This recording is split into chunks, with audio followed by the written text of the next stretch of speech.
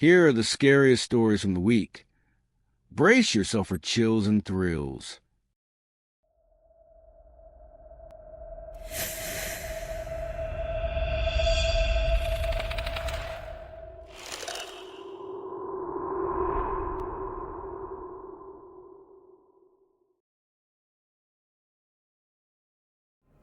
What would you do if the very place you went to escape the world became the last place you'd ever want to be?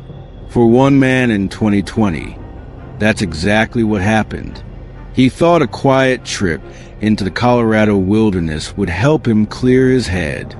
Instead, he discovered something far more disturbing.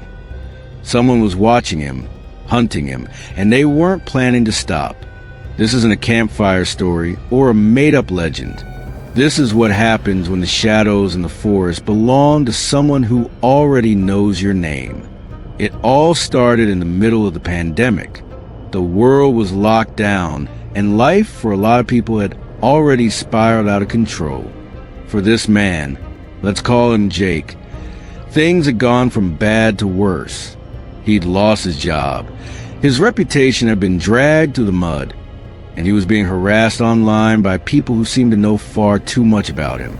The constant barrage of calls, texts, and private numbers never stopped. Day and night, it was like someone was trying to break him mentally. So when he finally had the chance to just get away, he grabbed it.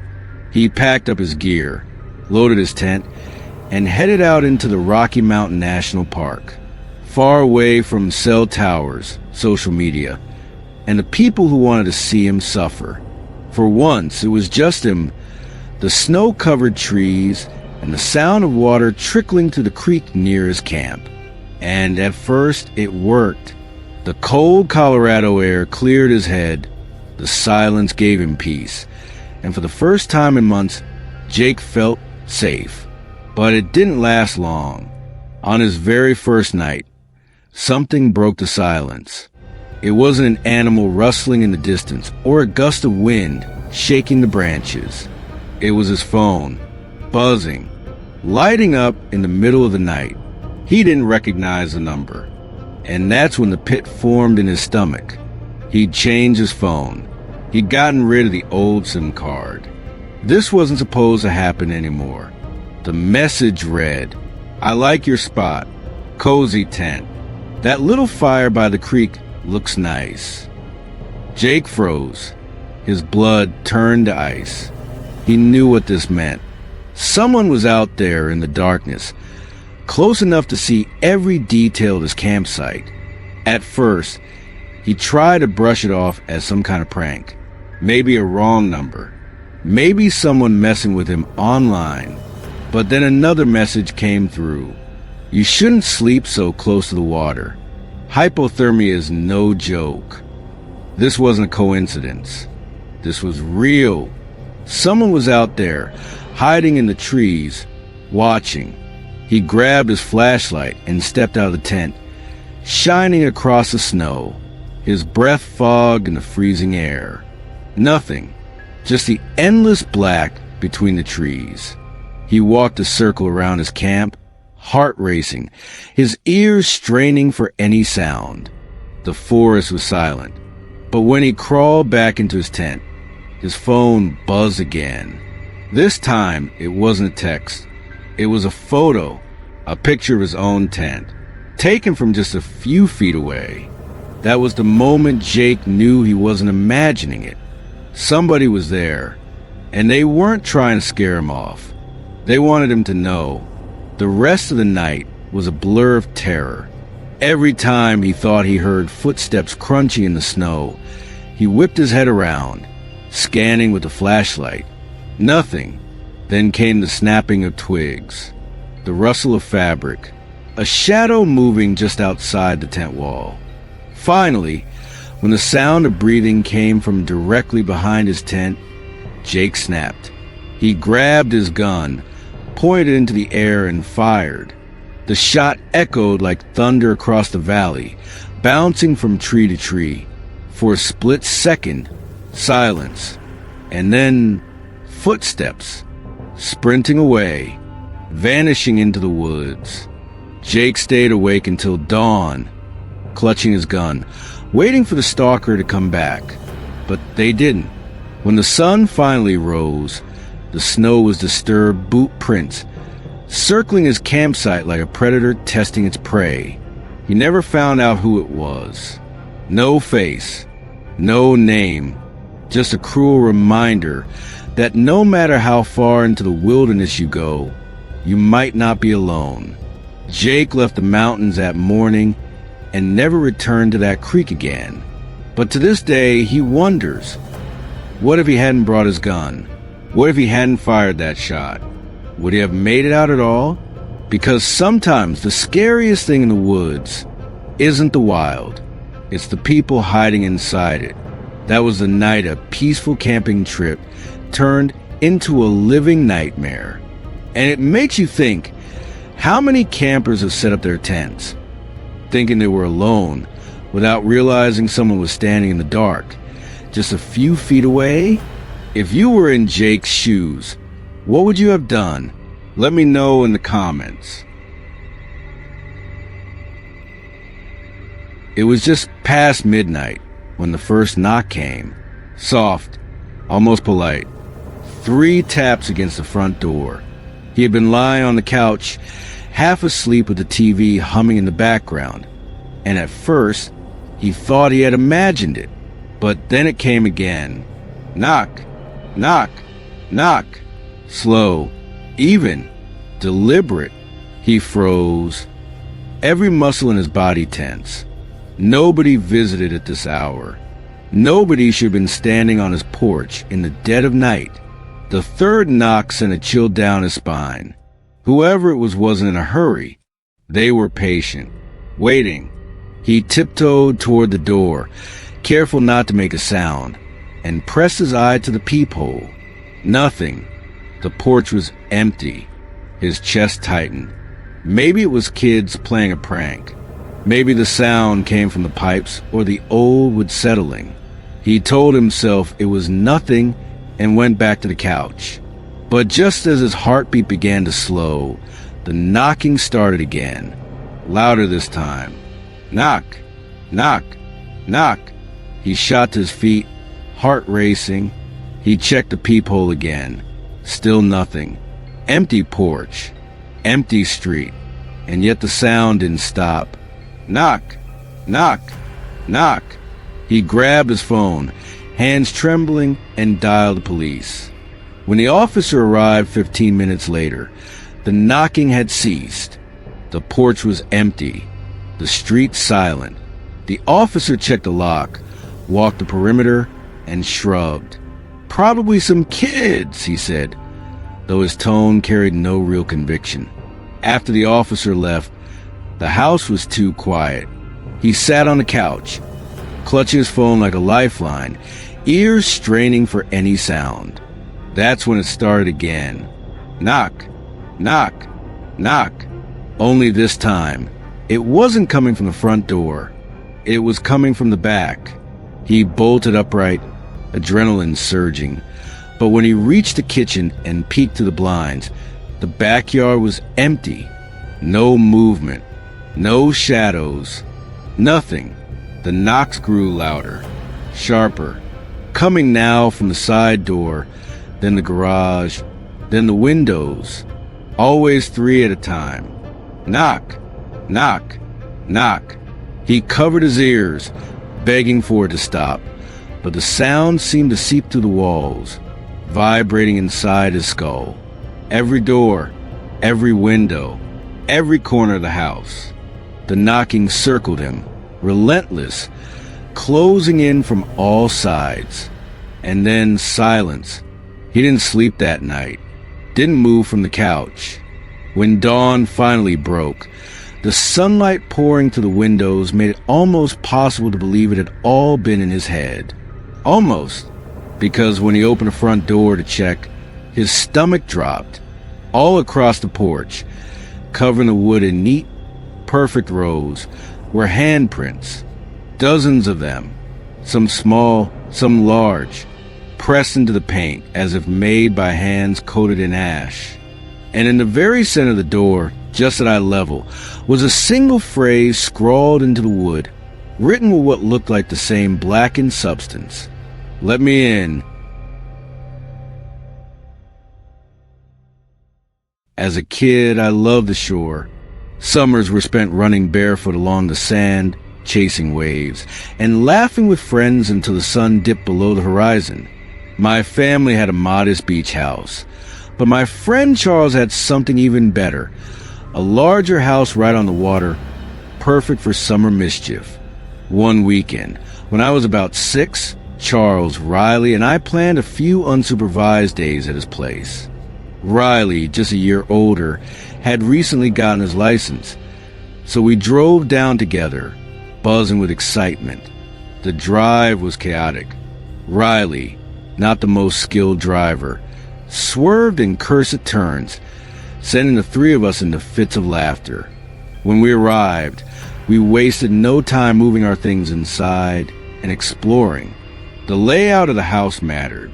A front door, a garage connecting front and backyards, a sliding door at the back, an upstairs deck, and a spiral staircase leading from the deck to ground. The house backed onto a narrow lagoon with homes across the water. Little did we know, the layout would determine our fate. By evening, we had located a few girls via Snapchat: Rosie, Alexa, and Sophie. They agreed to come hang out, and we stocked up on enough weed and alcohol to last the weekend. That night, the 6 of us lounged in Charles's backyard pool. The air was warm, the water steaming, and smoke from our joints curled into the night sky. Everything felt perfect. Then Charles froze. He turned the music all the way down and stared past me toward the lagoon. At first, I laughed. "Relax. It's probably someone on the other side," I said. But Charles shook his head. "No. The family who lives there is in Florida this week. That's not possible." My laughter died instantly. Something felt off. We watched, holding our breath, as 4 tall silhouettes emerged on the dock, motionless, facing our house. Their presence was chilling. I couldn't tell what they were wearing or even their features, only that they were looking directly at us. One of the girls whimpered, and I felt the first real pang of fear. Suddenly, for consecutive splashes echoed from the lagoon. They were swimming. The intruders had entered the water, and they were coming toward us. Panic surged. We were drunk, unarmed, and completely vulnerable. Charles shouted for us to get inside, and we obeyed, moving as quickly as possible, hearts hammering in our chests. Riley slammed the sliding door shut, locking it, while Charles ran to the front door to secure it as well. The footsteps above us were faint but unmistakable. They had made it inside. For the first time, the thrill of summer fun gave way to sheer terror. We huddled in a room invisible from the outside, listening to every sound, every creak of the floorboards, every whisper of the wind. We couldn't stay there forever. The intruders could easily find us. Adrenaline surged, and we bolted for the front door. Riley fumbled with the keys, panic making his hands shake uncontrollably. The engine roared to life, and we sped away, narrowly avoiding obstacles in our chaotic escape. In the blur of headlights and sand, Riley smashed Charles's mailbox, a casualty of our panic. The police arrived later, too late to catch anyone. They found the top floor ransacked and Charles's medium-sized Boston Whaler stolen. The intruders had known the house well enough to locate the hidden key and execute a rapid getaway. It was clear they had planned the heist, targeting us specifically while knowing the house would be empty. Even years later, the memory of that night lingers. Every door I leave unlocked feels like a vulnerability. Every shadow along a quiet beach evokes the silhouettes on that dock. I've learned that the shore, which once felt like a sanctuary, can become a trap in an instant That weekend changed the way I viewed safety, trust, and the illusion of freedom. The beach, the stars, the calm water, all of it had been violated by strangers who knew exactly what they were doing. I still lock every door, double-check windows, and never underestimate the danger of a quiet summer night. That night wasn't just a break-in. It was a lesson in how quickly paradise can turn into a nightmare. When I was 16, my bedroom was on the second floor of our house, overlooking the backyard. It was the perfect spot for privacy.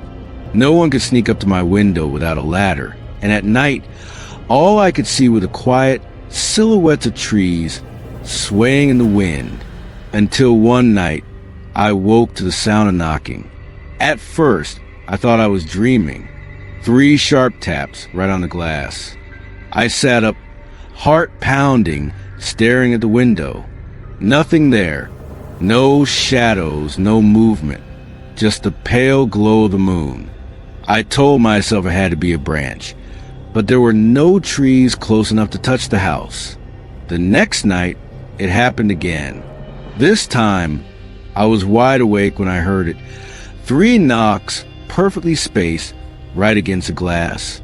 I flicked on my lamp and pulled the curtains back. Nothing. By the 3rd night, I was too scared to sleep. I sat up in bed, waiting. Sure enough, at exactly 2:33 a.m., the knocks came. Only this time, they didn't stop at 3. The sound grew louder, faster, almost frantic, like fists pounding to get inside. I screamed for my parents, and when they burst into the room, the knocking stopped instantly. My dad ran outside with a flashlight, scanning the lawn. There were no footprints in the dirt, no ladder, no sign anyone had been there. The police said it was probably a prank. But here's the part one never told anyone. When I checked the glass the next morning, there were handprints. Small, too small for any adult, and they were on the inside of the window.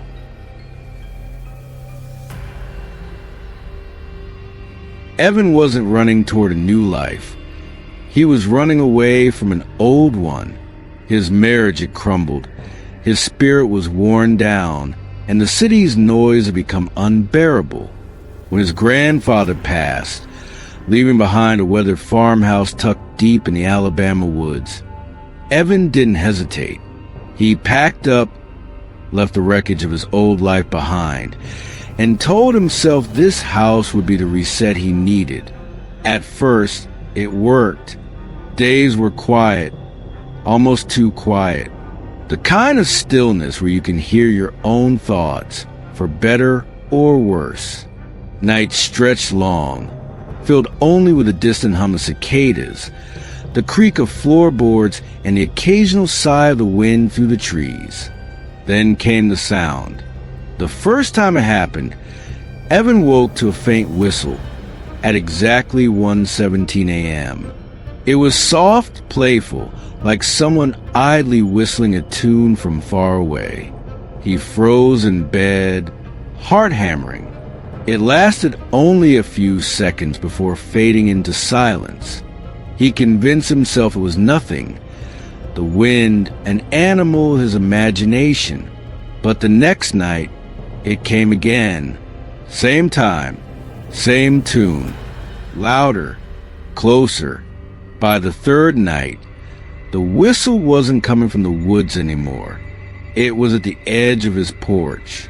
Panicked, Evan called the sheriff, hoping to catch some prankster. But the officer's face twisted into something almost like pity. He told Evan that his grandfather had reported the same thing. Always at 1:17 a.m., always a whistle, always closer each night. No intruder was ever caught, and eventually, the old man stopped calling. That night, Evan sat awake, shotgun in his lap, staring at the door, and right on time, the whistle returned, circling the house, echoing against the windows, slipping through the cracks like it was inside the walls. He flipped through his grandfather's old journals, desperate for answers, and found a chilling entry scratched into the pages. It waits for me inside now. I don't know how much longer I can keep it out. And just like that, Evan realized this wasn't a prank. It wasn't something he could fight off. It was something much older, and it had already found its way inside.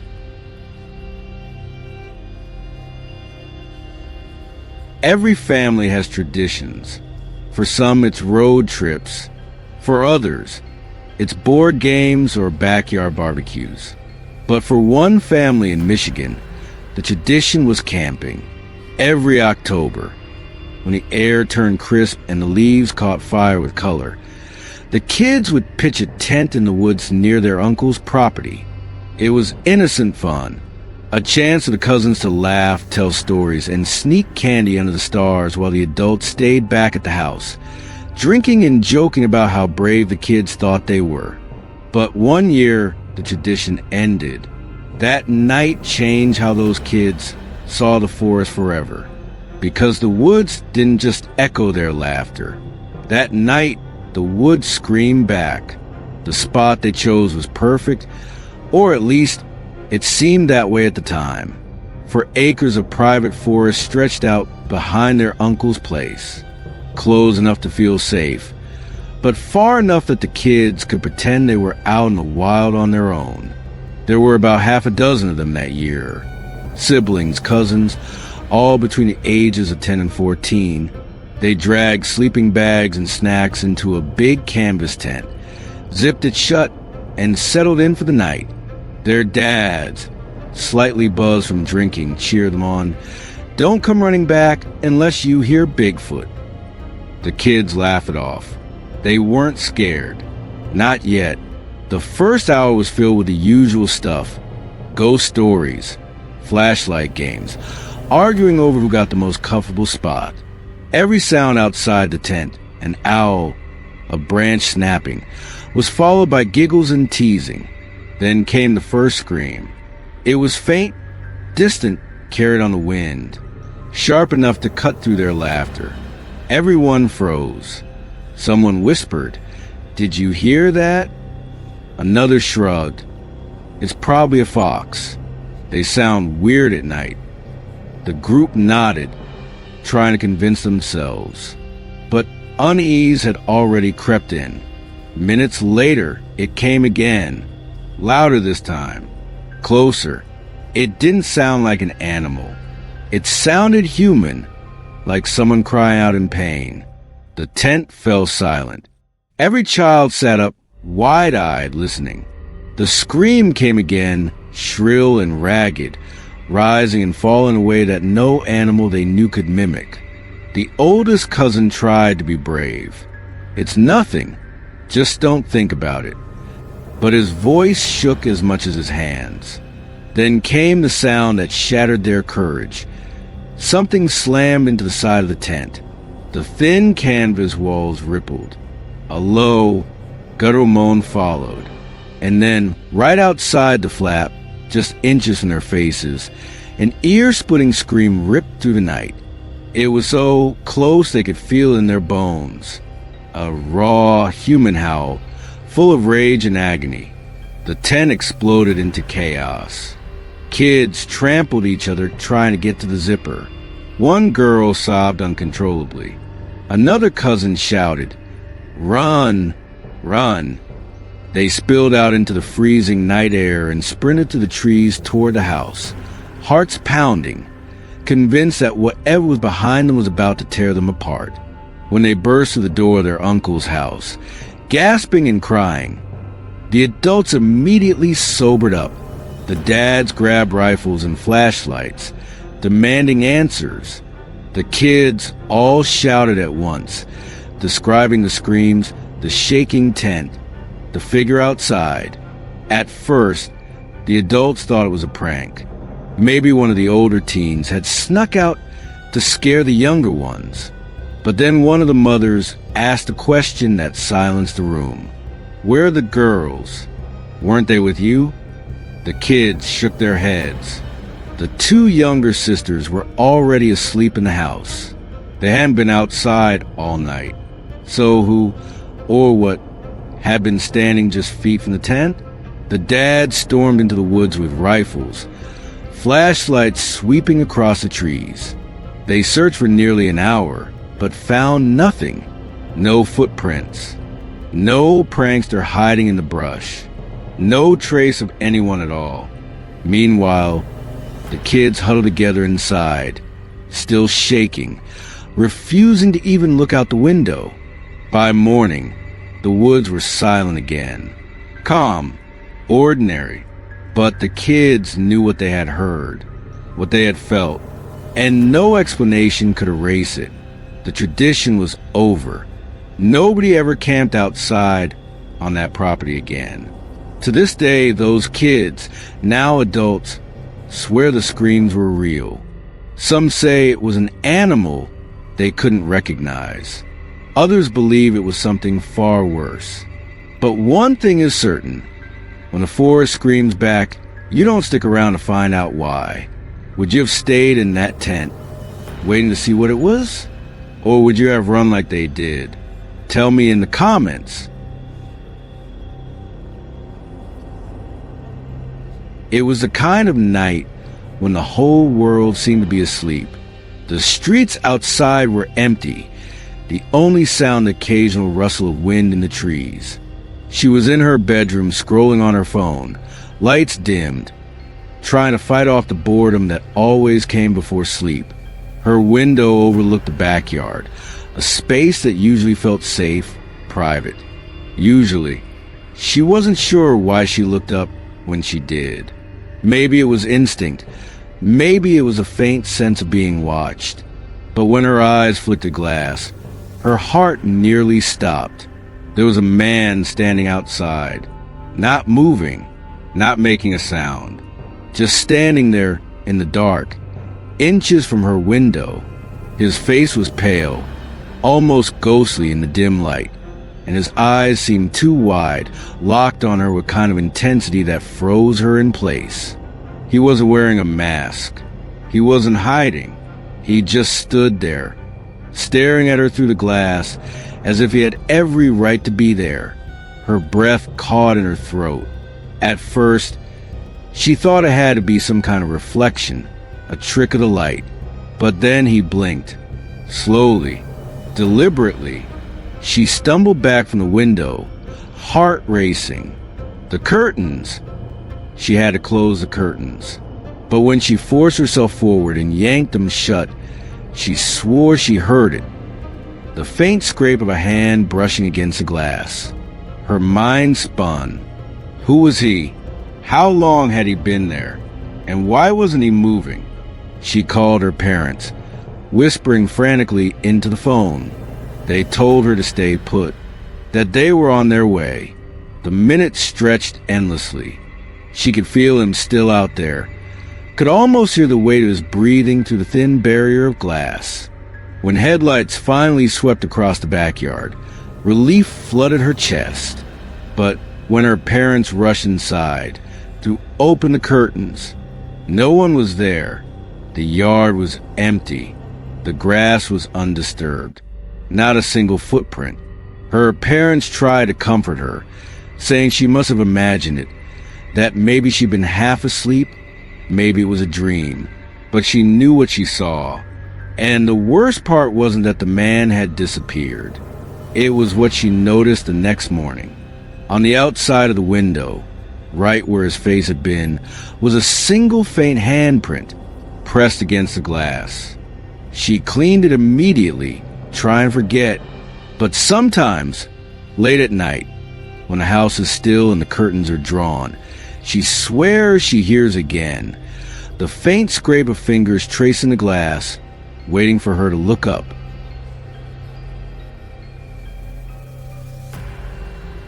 I had lived in a small beach town until I was about 25, and if I'm being honest, most of who I was revolved around the shore. My neighborhood was a 20-minute walk from the sand, and I'd been surfing longer than I could even speak. It was almost impossible to shake out a pair of shoes without sending a small cascade of sand spilling to the floor. My best friends, Armin and Chuck, were the type of extroverted, charismatic guys who could charm just about anyone. And together we were 18-year-old teenagers obsessed with summer, freedom, and girls. It was late May, a few weeks before school let out.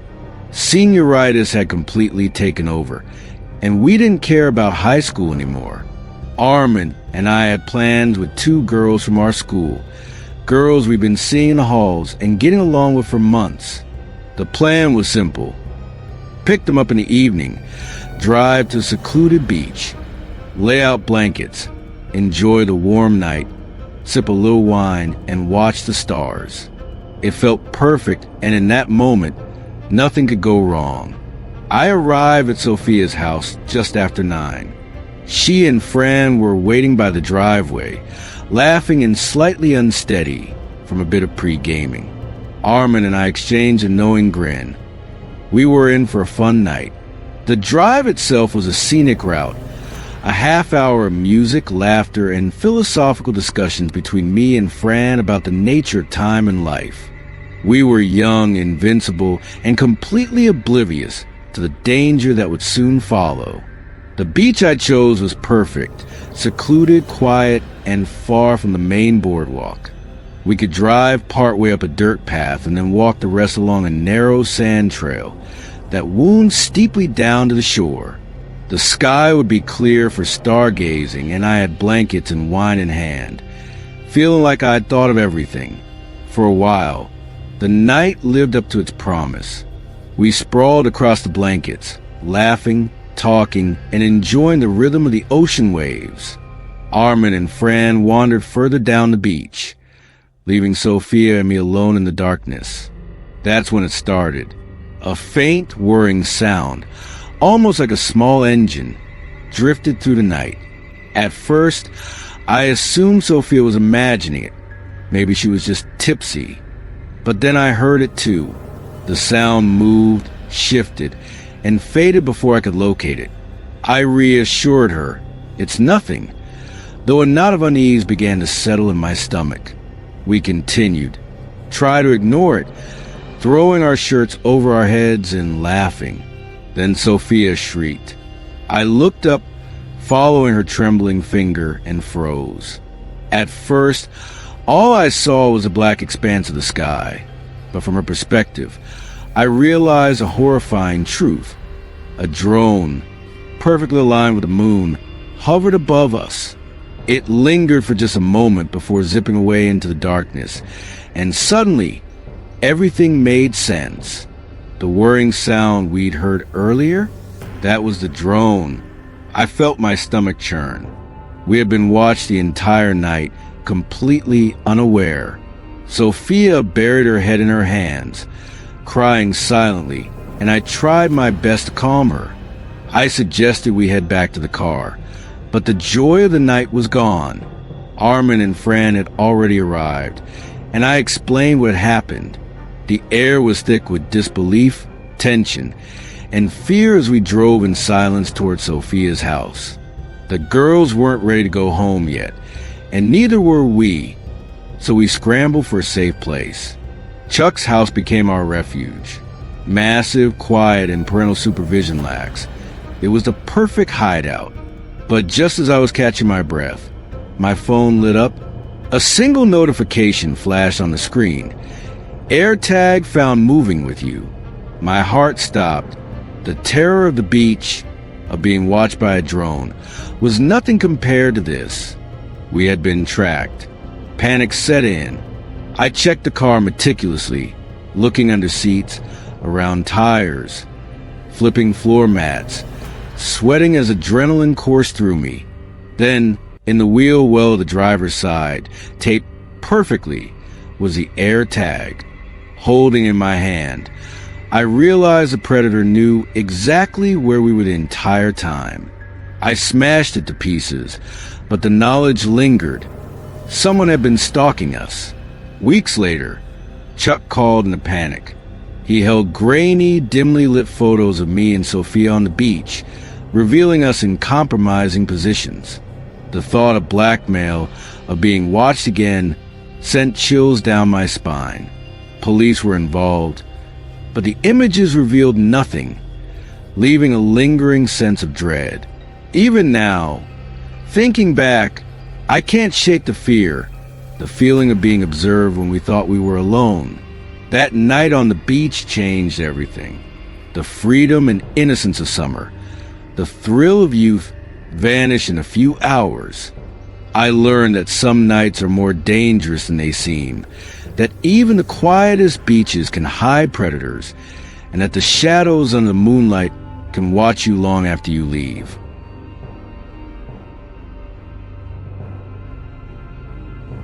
The house I grew up in had this narrow staircase. Old wood, steep steps, the kind that always creaked when you walked on them. During the day, it was nothing special, just part of the house. But at night, when the lights were off, that staircase seemed to swallow up all the shadows. I usually stayed up later than my parents, lying on the couch in the living room watching TV.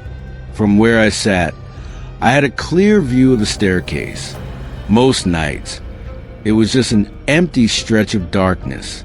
But one night, I muted the TV for a second and heard it, a faint creak, like someone putting weight on one of the steps.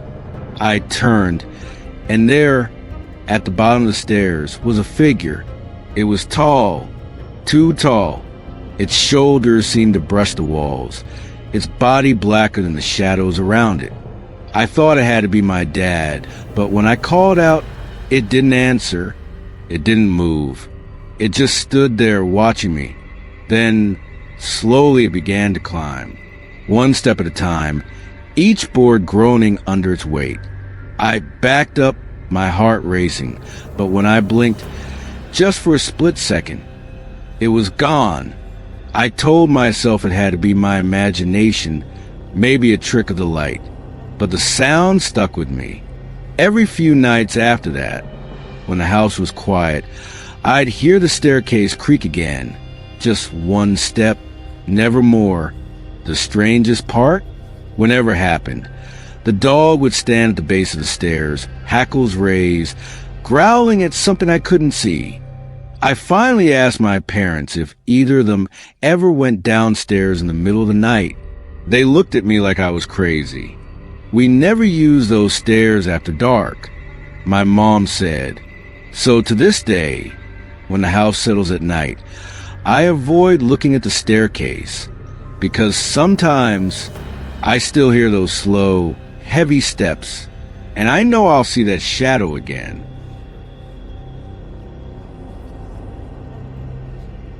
Some camping trips end with memories. This one ended with a mystery. It was supposed to be simple, a father and son getaway in the mountains of Idaho, a weekend fishing, roasting marshmallows, and spending time together far away from the noise of the world. But when Sunday came, the campsite was empty. The tent stood half collapsed. The fishing pole still leaned against a tree, and the fire pit was cold. The father and his little boy were gone. And the strangest part? Nobody has ever been able to agree on what really happened out there. The story begins with Michael Turner, a 36-year-old mechanic, and his 7-year-old son, Caleb. Friends say the two were inseparable. Caleb idolized his dad, and Michael would do anything for his son. That summer, Michael had been working long hours. He promised Caleb that when he finally had a free weekend, they'd go camping together, just the two of them, no phones, no distractions. So in late June, they packed a truck with supplies and drove out to a remote part of the Sawtooth Mountains. Michael had camped there as a kid with his own father. He told friends it was a safe place, a spot where he could teach Caleb how to be a man. But it wasn't safe. And by Monday, they were gone. When Michael and Caleb didn't return home, relatives grew worried. At first, they thought maybe he decided to extend the trip. But after calls went unanswered, They contacted the sheriff. A search party set out immediately. They found the campsite less than 24 hours later, tucked between the trees near a riverbank. Nothing looked violent, but something was off. The cooler was still full. The tent had collapsed on one side, as if someone left in a hurry. Their fishing gear was untouched. Caleb's favorite toy truck sat abandoned in the dirt. It looked like they'd simply walked away. But why? That night, rescuers spread out through the woods, calling their names, blasting whistles, even flying helicopters overhead. No response. No sign. Then, on the second day, search dogs picked up a trail. The scent led them about a mile from camp before abruptly stopping in the middle of a clearing. No footprints. No clothing. No blood. Just nothing. It was as if father and son had vanished into thin air. Rumors spread quickly. Some locals whispered about wild animals, but experienced trackers ruled that out. There were no signs of a bear attack, no drag marks, no torn clothing. Others claimed it was foul play, that someone had lured them out there. But again, there was no evidence. Michael had no enemies. Nobody in town believed he'd hurt his own son. And then there were the stranger theories.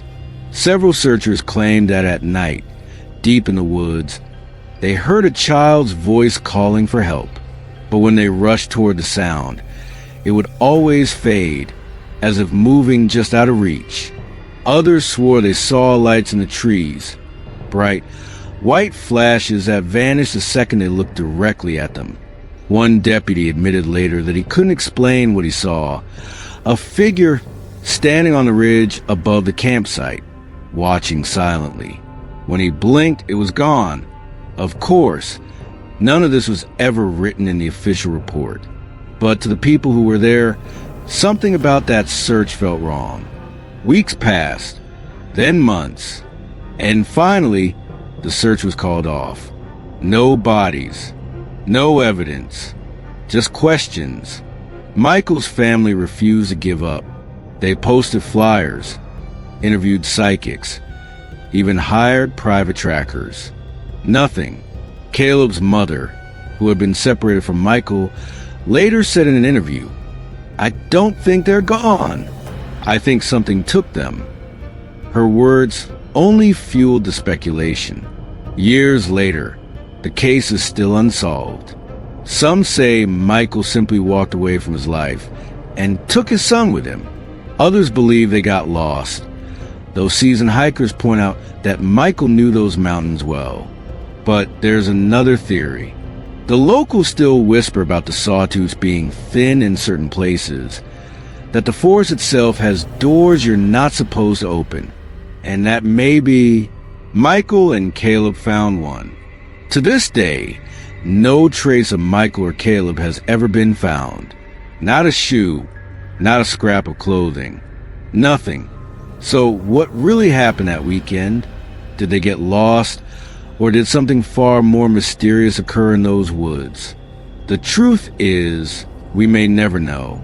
But if you ever find yourself camping deep in the sawtooths, remember this. Sometimes the forest doesn't give back what it takes. If you were on that search team, what theory would you believe? Tell me in the comments.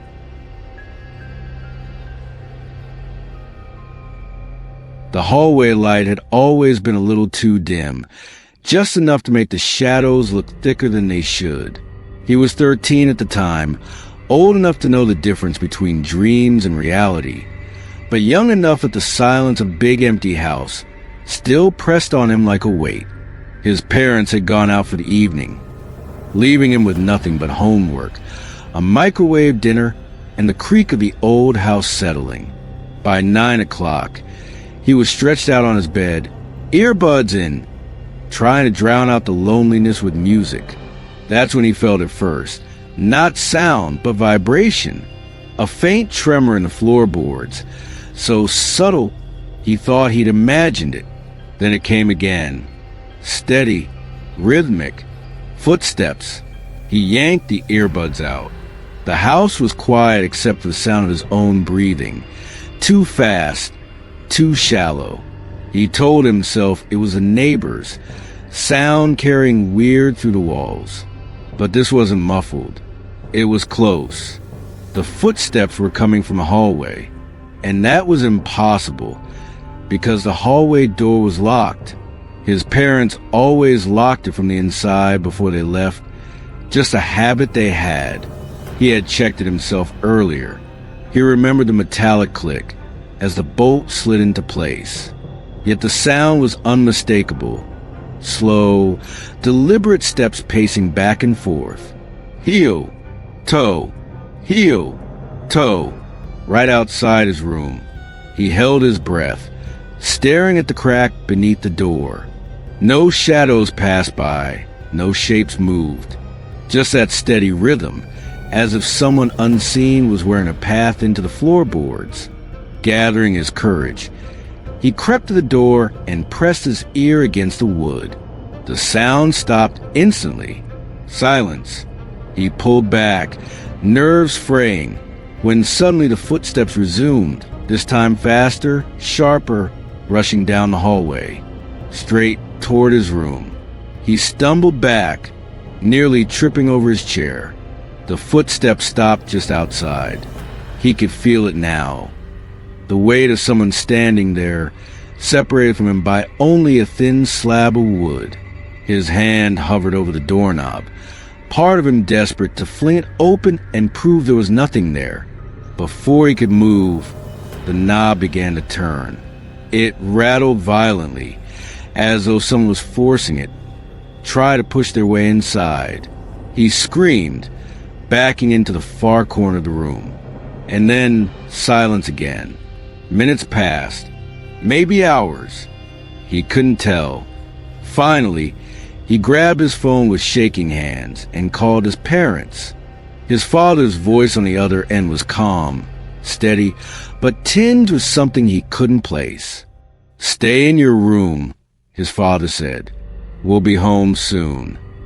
When they arrived, the house looked exactly the same as when they'd left.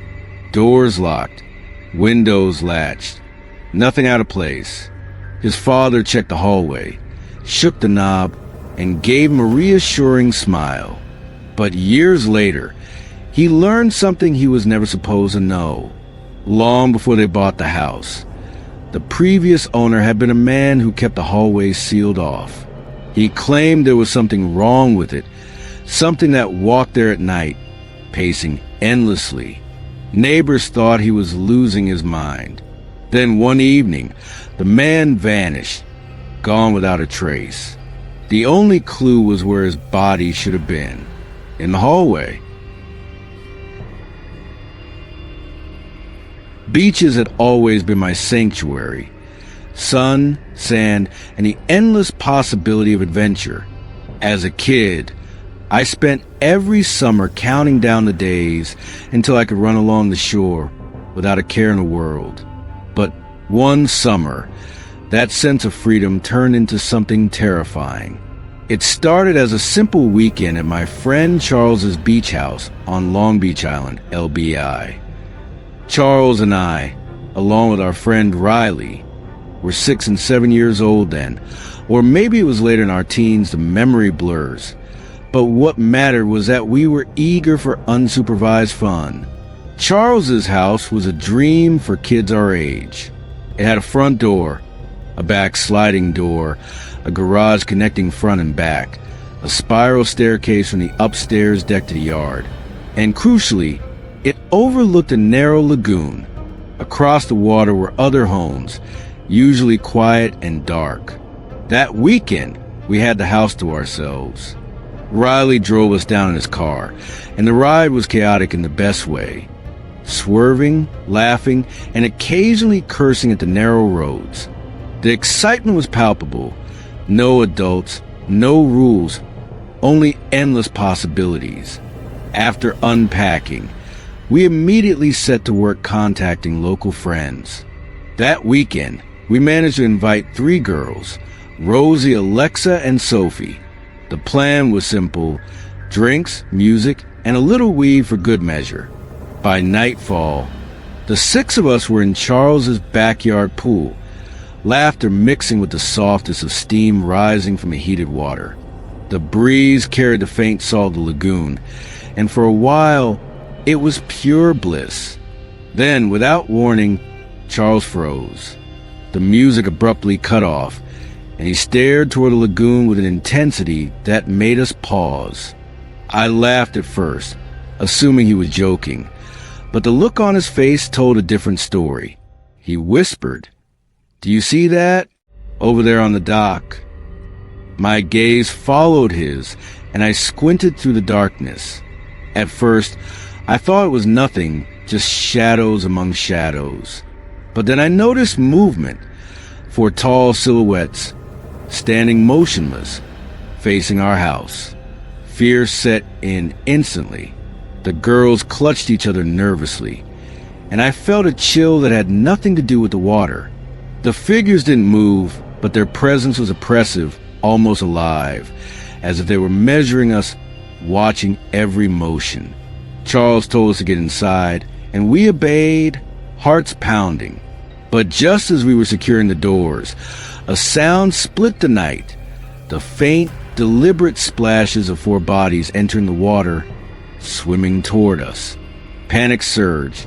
We were drunk, unarmed, and completely vulnerable. Riley slammed the sliding door shut, locking it, while Charles ran to front to do the same. But it didn't end there. Saw footsteps above us, quiet and deliberate, signal that someone had made it inside.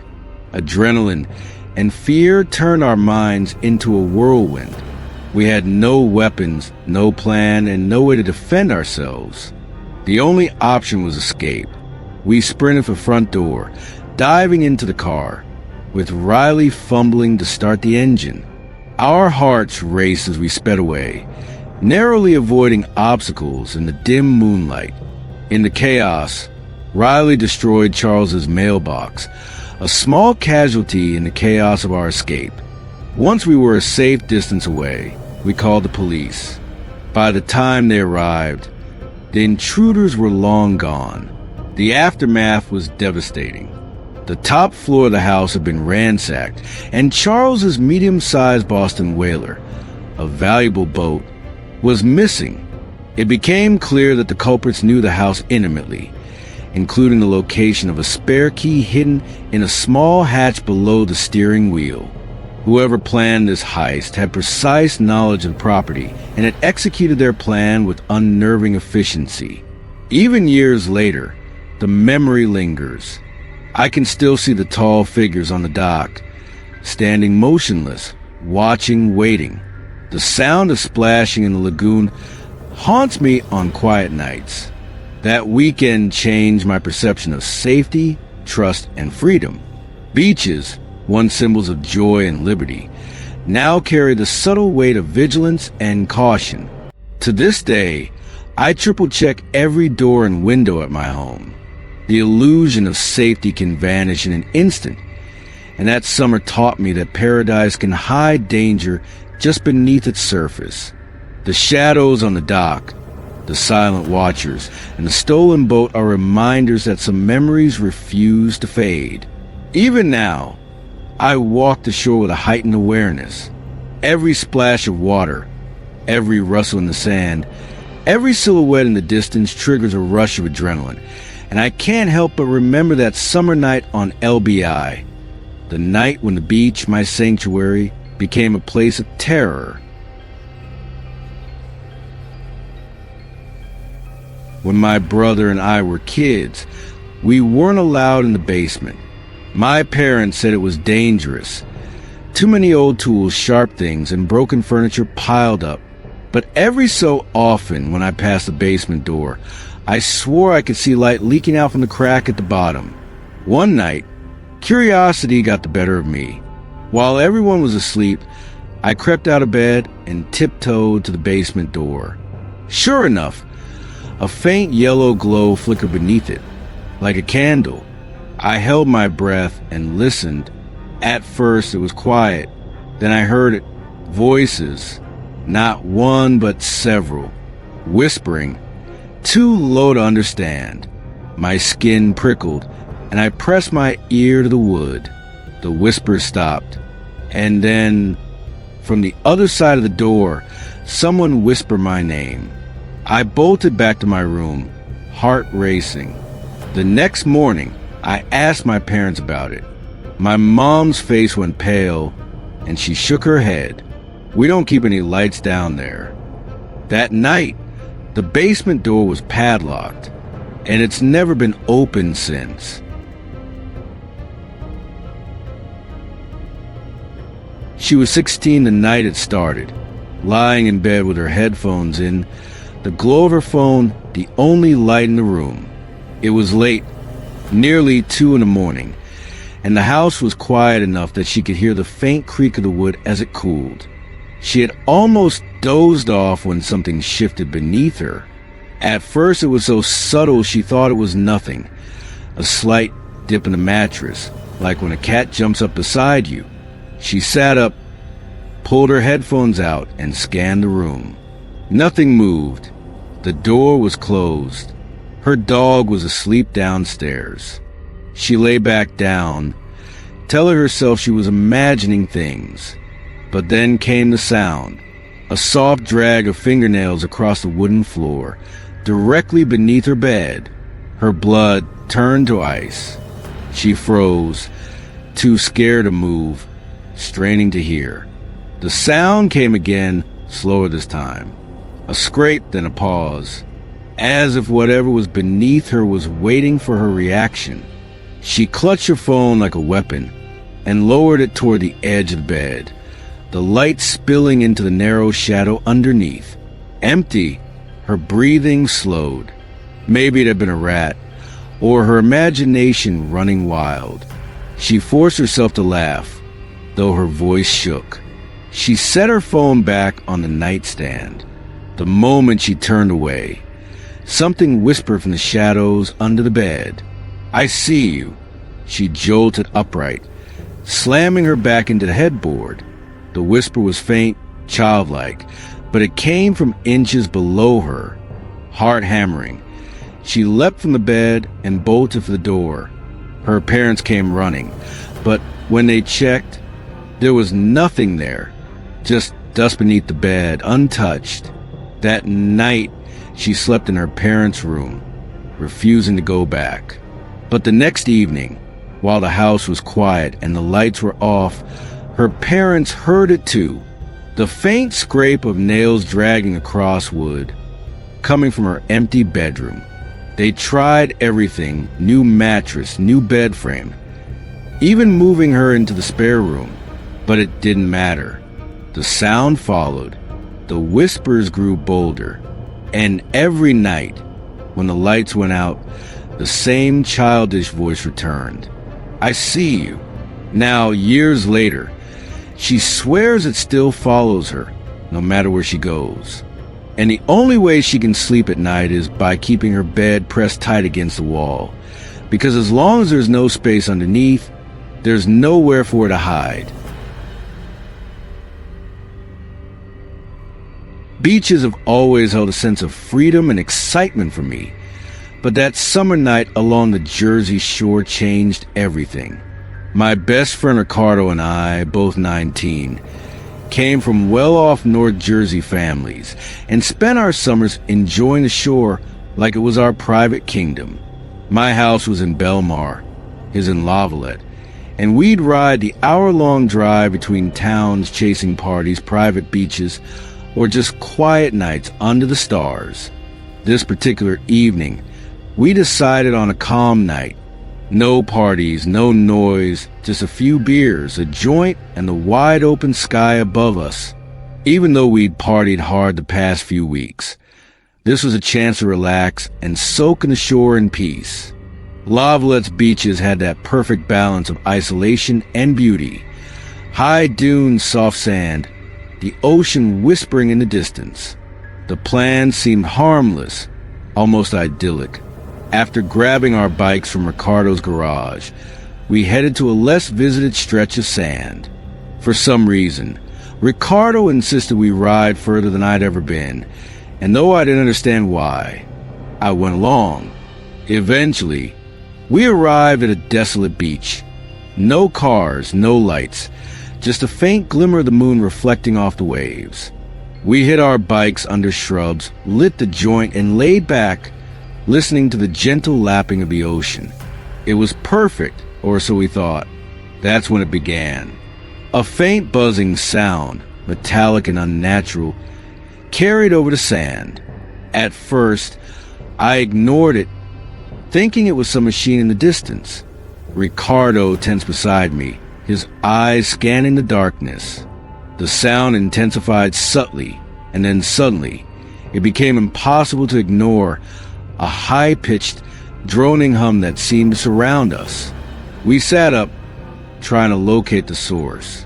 The darkness was too complete, and the ocean masked our own noises. My heart raced as adrenaline kicked in.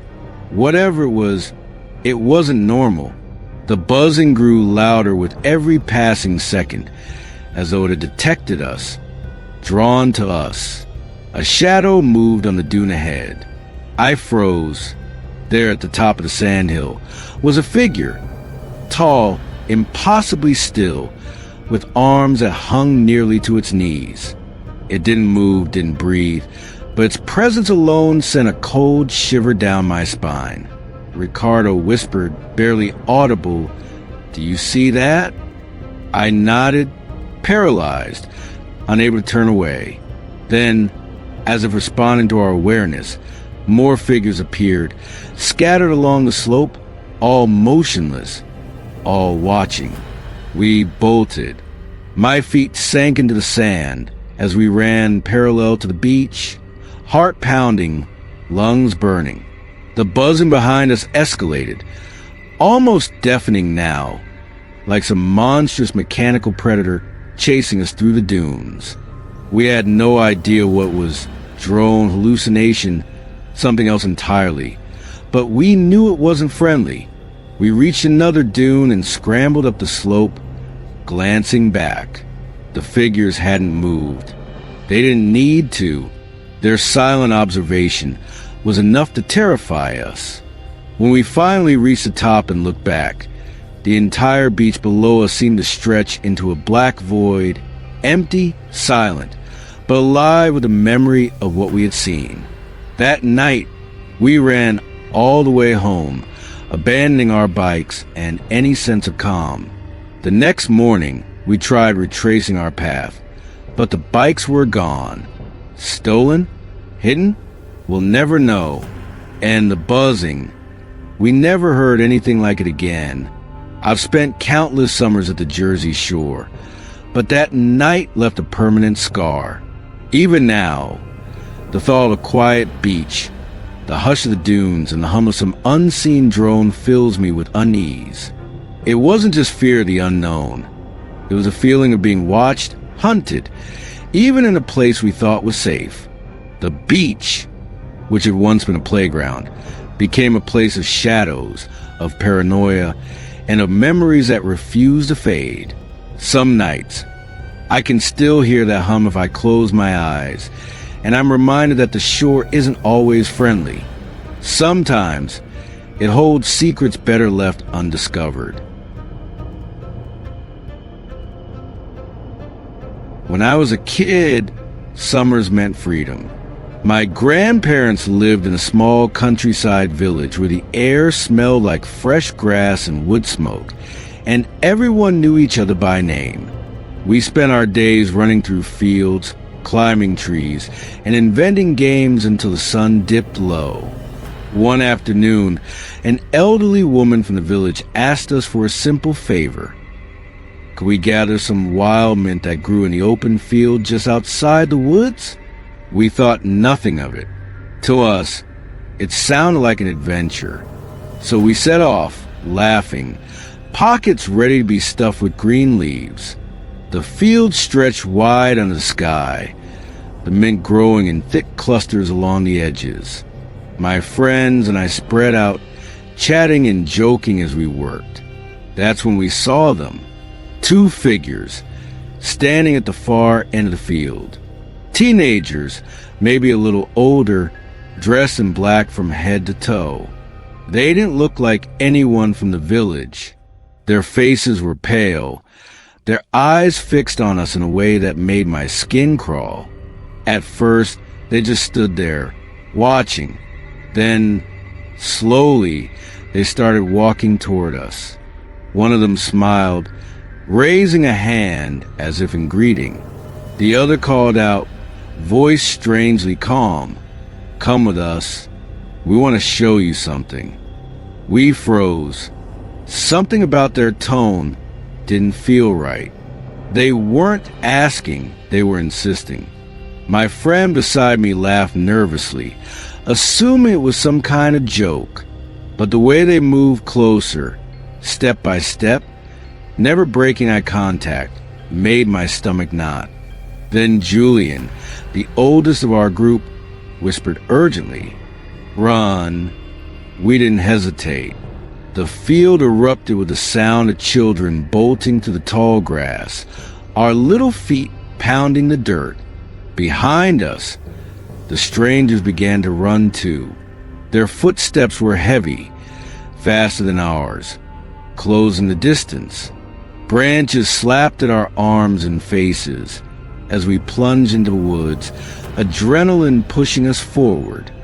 I dared to glance over my shoulder and saw one of them almost at my heels, his pale face twisted into something between a grin and a snarl.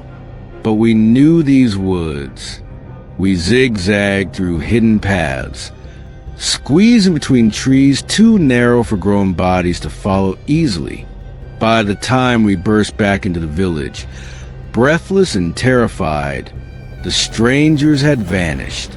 The adults brushed it off, saying we were just imagining things. Probably some travelers passing through, they told us. But we knew what we saw.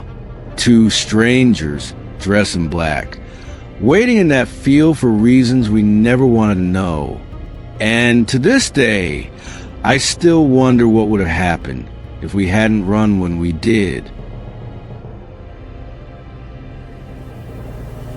When I was a teenager, my family rented a small cabin deep in the woods of Vermont. It was supposed to be a quiet getaway, a chance to disconnect from the chaos of the city and spend a week surrounded by nature. The cabin was old but cozy, with a stone fireplace and creaky wooden floors. The nearest town was miles away, and at night, the forest swallowed everything in complete silence. At first, I loved it. The fresh air, the sound of birds in the morning, the way the sunlight filtered through the trees. It felt almost magical.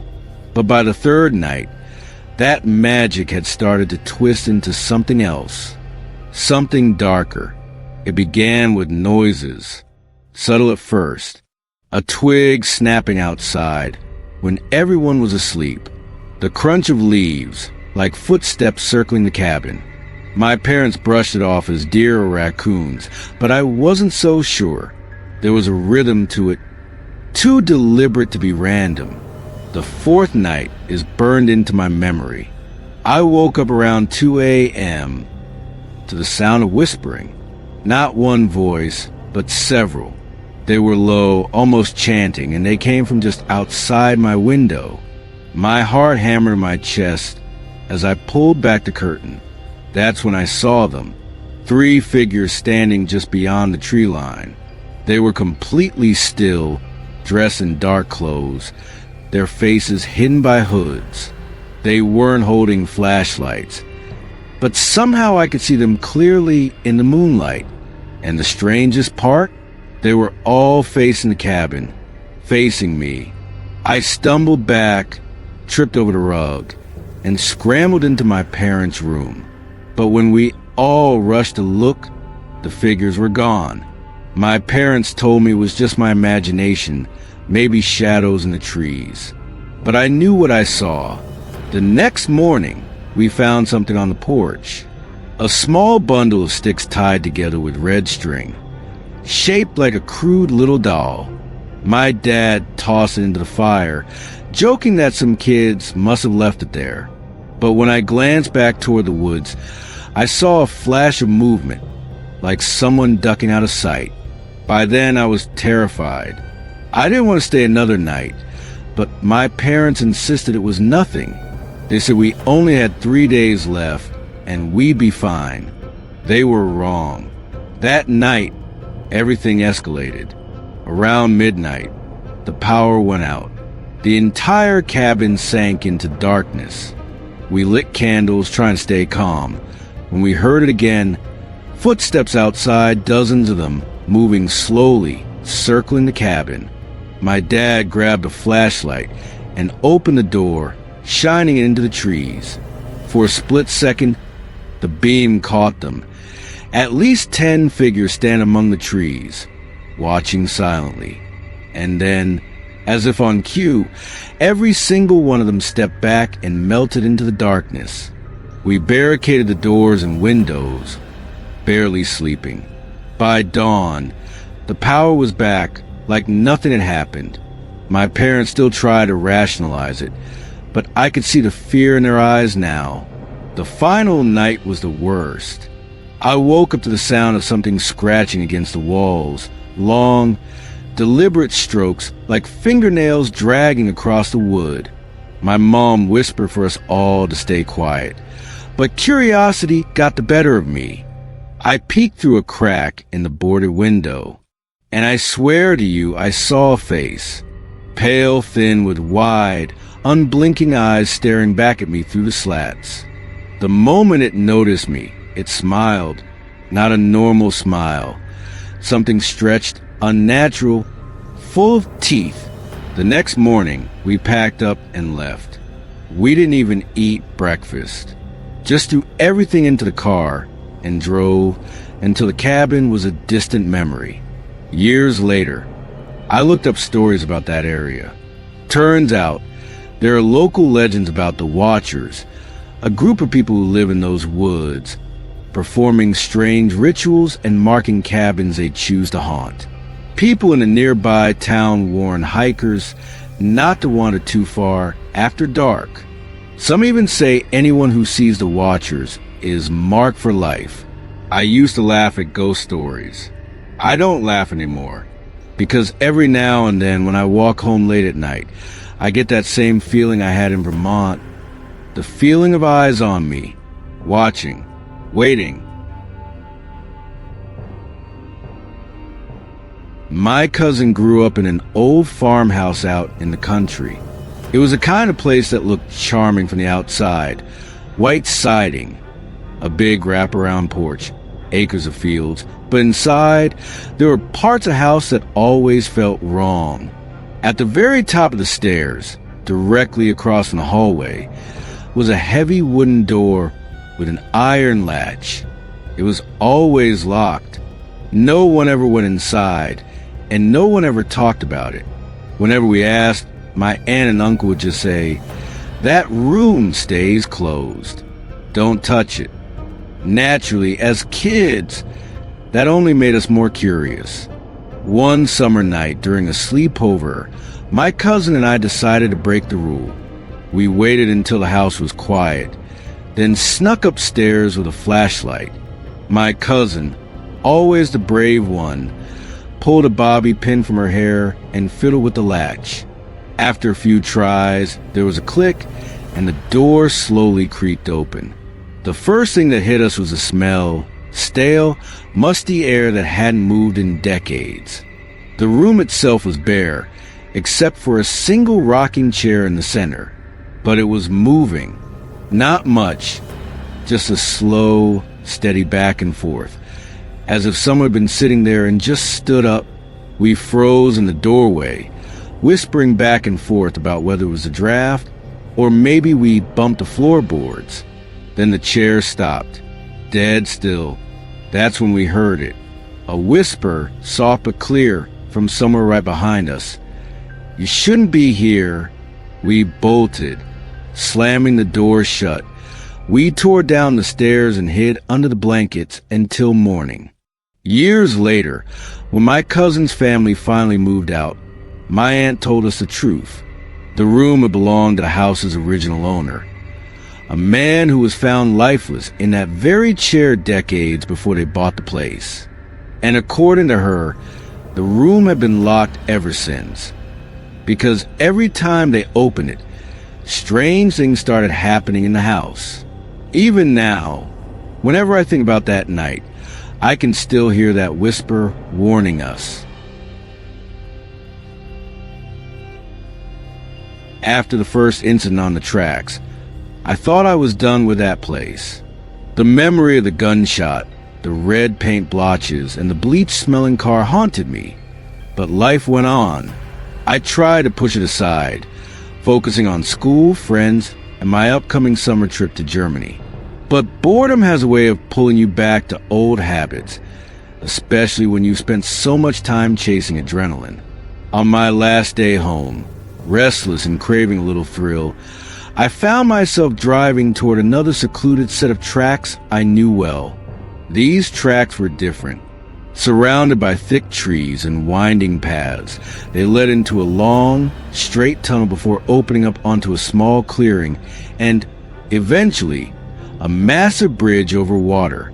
When I was younger, my friends and I used to train hop here, racing across the bridge for fun. But now, going alone, I had to be careful. There was no way to hop off the train and get back safely if I miscalculated. I parked my car, took a deep breath, and started walking along the tracks. The afternoon sun filtered through the leaves, but the tunnel ahead was dark, foreboding. I waited for a train to pass, just like we used to. My heart thumped in anticipation and a touch of fear. After a few minutes, I felt a familiar vibration under my feet. The train was approaching. I ducked behind some bushes, letting it glide past. Once it moved far enough, I picked a car that seemed manageable, jogged alongside, and grabbed hold of the ladder. My grip was steady, practiced, but my mind raced. As the train entered the tunnel, something strange happened. A flash of light from deep inside caught my eye. I assumed it was a reflection off the rails or a loose wire sparking. I should have dismissed it, but instinct told me to pay attention. The adrenaline surged as I swung myself onto a moving train. Then it happened.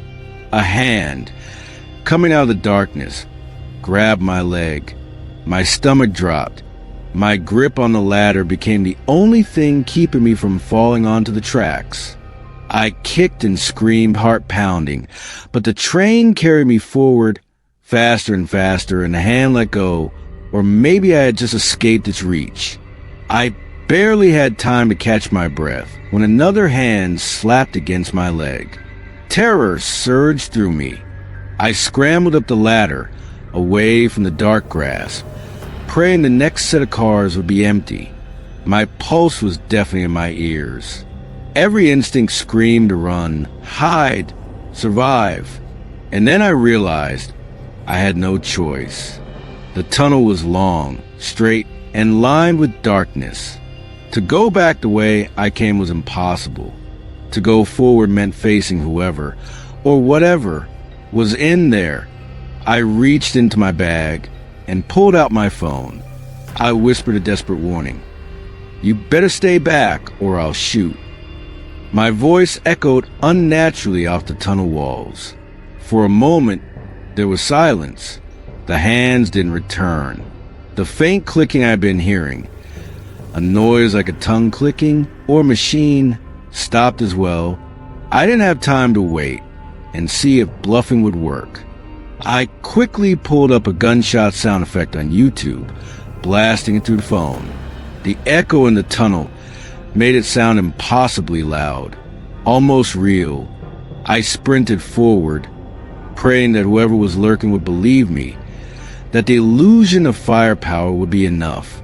I ran blindly, adrenaline giving me speed I didn't know I had.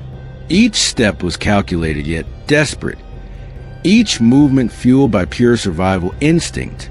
When I finally emerged on the other side, the light of the clearing hit me.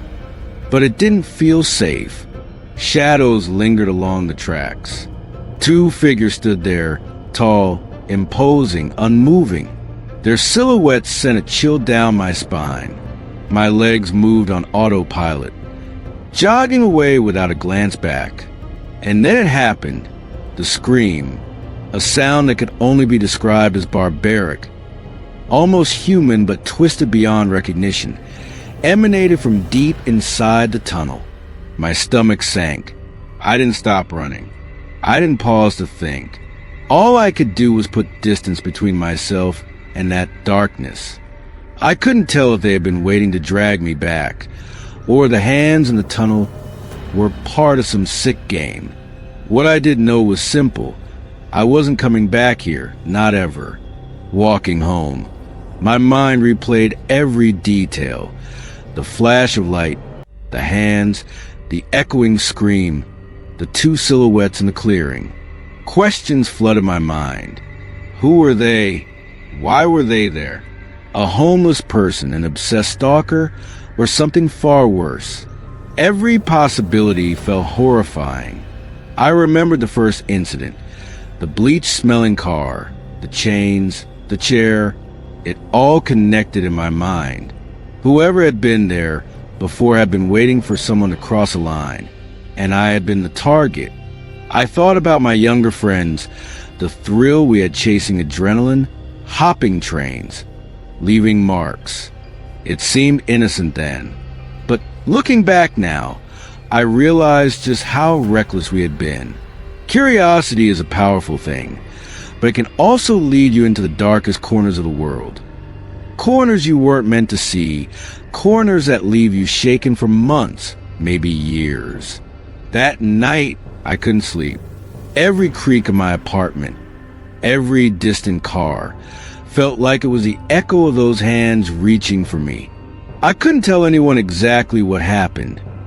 Not my parents, not my friends, without them thinking I was exaggerating. But I knew the truth. The truth was that the tracks, the tunnel, the shadows, they weren't safe. And even when daylight comes, even when the world seems normal again, the memory of that fear lingers. It waits in the corners of your mind, whispering that the darkness you survived is never truly gone. When I was in college, I rented an old two-story house with two of my friends. The rent was cheap, almost too cheap, but we didn't ask many questions. We were broke students, and the place seemed perfect. Hardwood floors, a big backyard, and even a dusty old attic we thought we could use for storage. From the very first night, the house felt off. The air inside was colder than outside, even with the heater running. The floorboards creaked when nobody was walking on them. At first, we laughed it off. Haunted house vibes, we joked. But the laughter didn't last long. The first real incident happened about a week in. I was studying late in the living room when I heard footsteps above me, heavy and slow. The problem was, the attic was empty. We hadn't even gone up there since moving in. I froze, staring at the ceiling, my pen trembling in my hand. Then, just as suddenly, the footsteps stopped. The next morning, I mentioned it to my roommates. One of them, Jake, shrugged and said, "Old houses make noises." The other, Lisa, looked pale and admitted she'd heard the same thing 2 nights earlier, but didn't want to scare anyone. We decided to check the attic. The stairs were narrow and steep, leading up to a wooden door with a rusty handle. When we pushed it open, a wave of stale, cold air washed over us. The attic was dark, filled with dust and cobwebs. Nothing unusual, except for one thing. In the far corner, there was an old rocking chair, and it was moving, slowly, back and forth, back and forth. Jake ran over and grabbed it, trying to prove it was just the wind. But there were no windows up there, no draft strong enough to push a heavy chair. We all exchanged uneasy looks and decided to keep the attic locked from then on.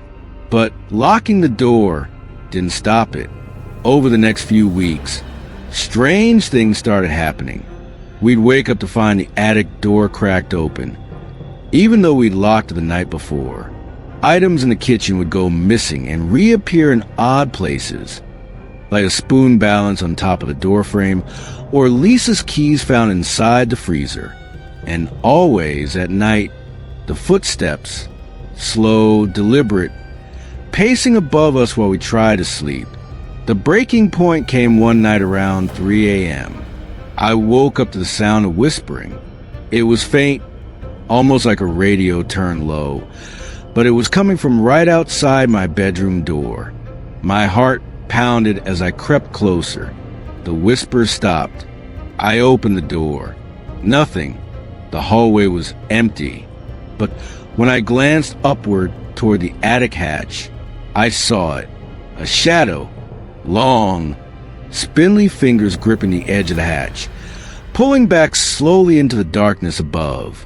I slammed my door shut and didn't sleep a second that night. The next day, we decided we couldn't ignore it anymore. Jake, ever the skeptic, wanted to prove it was just our imagination. So we brought a flashlight, a baseball bat, and all three of us climbed into the attic together. At first, it was silent, dust floating in the beam of the flashlight, the rocking chair sitting still in the corner. Then Lisa gasped. On the floor, scratched into the wooden planks, were words, dozens of them, overlapping each other, written in frantic, jagged letters. Get out. Mine. Don't look. Suddenly, the flashlight flickered and went out. In the darkness, we heard it, the creak of the rocking chair, moving again, and then a voice, low, raspy, right in our ears. Why are you here? We bolted, down the stairs, out the front door, into the freezing night air. We didn't stop running until we were halfway down the block. That was the last time we ever went back to that house. We broke the lease, lost our deposit, and never spoke of it again. But sometimes, late at night, I hear it again. That slow, steady creak of a rocking chair. And I wonder, did we leave it behind, or did it follow us? In the quiet backwoods of Arkansas, there's a stretch of river that locals warn you not to camp near. By day, it looks peaceful. Shimmering water, tall trees swaying in the breeze, the kind of place families might once have gathered to fish or picnic. But when the sun goes down, the river takes on a different personality. One that whispers and one that waits. They call her the woman at the river bend, and the people who've seen her rarely stay in the woods again. The earliest known story dates back to 1992, when a young couple decided to spend a summer weekend camping along the riverbank. It was an ordinary night. Fire crackling, marshmallows roasting, the sound of water gently pushing against the rocks. But sometime around midnight, they heard singing. It wasn't loud. At first, it was soft and far away, like someone humming a lullaby just out of earshot. The couple assumed it was another group of campers downriver. But as the minutes passed, the singing grew louder and closer. Curious, the boyfriend stepped out of the tent. That's when he saw her. Standing ankle-deep in the river was a pale figure. A woman, her hair long and dark, cascading over her face. She wore what looked like a long white dress, soaked to her knees, clinging tightly to her frame. She didn't move. She didn't look up. She just swayed gently as she sang, a haunting, wordless melody that echoed off the water and drifted straight into the couple's camp. The boyfriend called out, asking if she needed help. She didn't respond. She just raised one thin arm and pointed directly at him. The couple panicked. They grabbed their gear and ran, abandoning their fire and half their belongings. The next morning, still shaken, they returned with friends to prove what they'd seen. But the woman was gone. No footprints. No signs of struggle. Instead, on the sandbar where she had stood, they found dozens of small handprints pressed into the mud. Not footprints. Handprints. As if children had been crawling on their hands and knees, all in one spot, all pressed into the ground around where she'd been. That detail never left them. In the years that followed, other campers told eerily similar stories. A lone woman by the water, always at night, always silent until you saw her. Some describe her dress as tattered, tore at the edges as if it had been in the river for years. Others said her eyes glowed faintly in the moonlight, though no one ever got close enough to be certain. One man swore she beckoned him, lifting a hand and curling her fingers slowly as if to call him into the river. He ran, but his brother, who stayed behind, claimed the water rippled in strange patterns long after she vanished, circles forming and spreading as though something heavy had slipped beneath the surface. The most chilling part of the legend came later. As more stories piled up, locals began to notice a pattern. The woman didn't always sing. Sometimes she was silent, standing still at the bend, waiting. But if she sang, really sang, then things turned deadly. They called it the rule of 3. If you heard her sing once, you were being warned.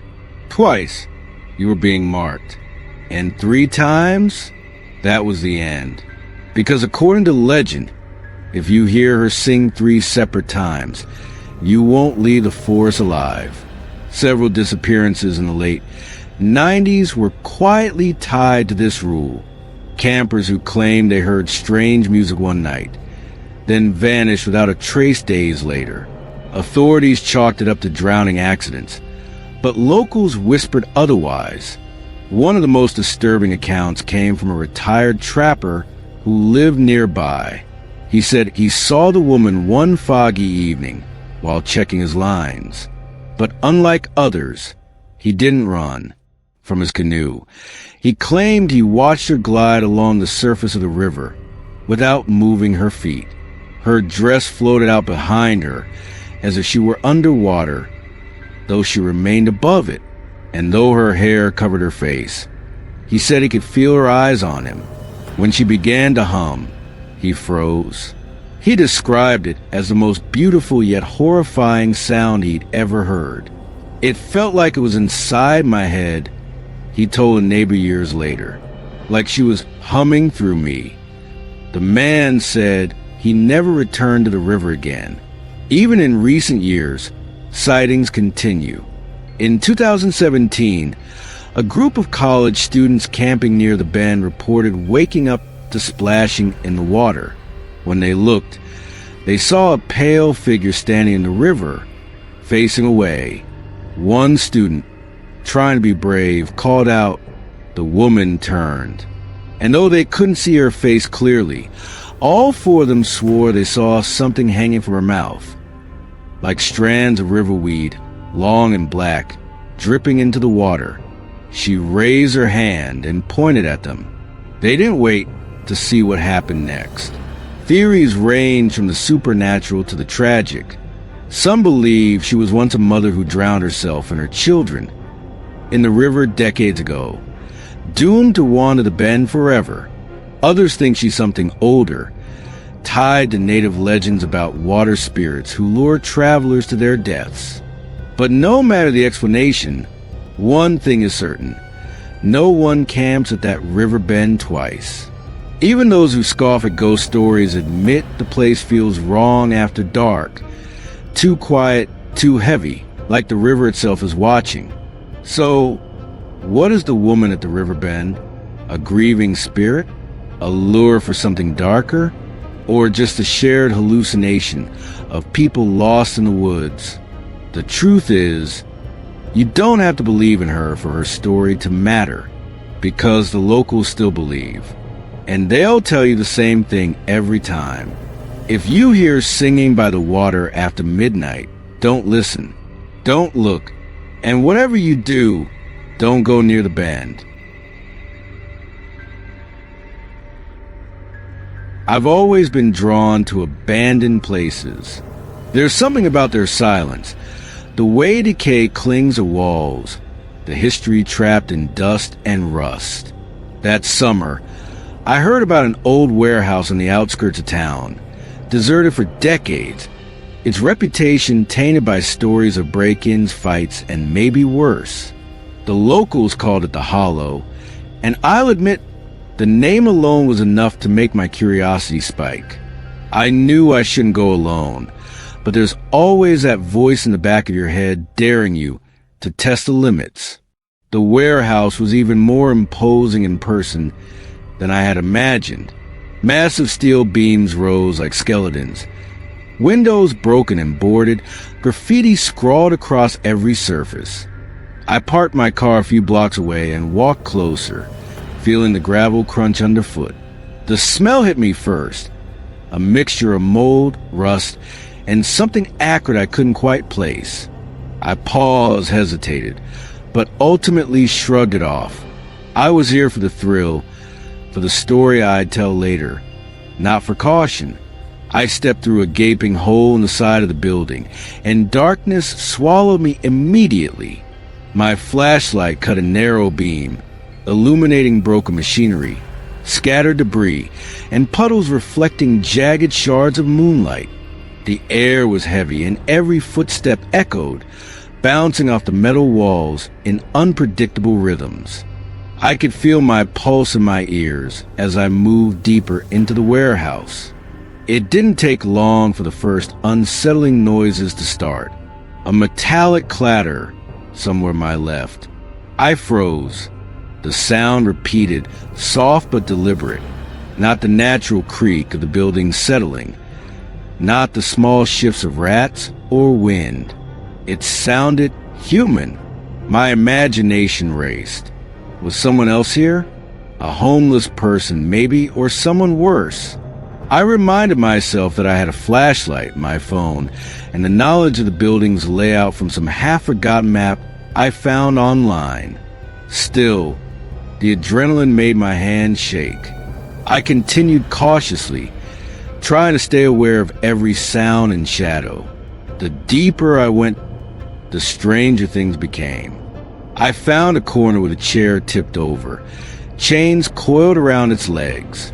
The floor was littered with what looked like old ropes, some charred or stained in ways I didn't want to examine too closely.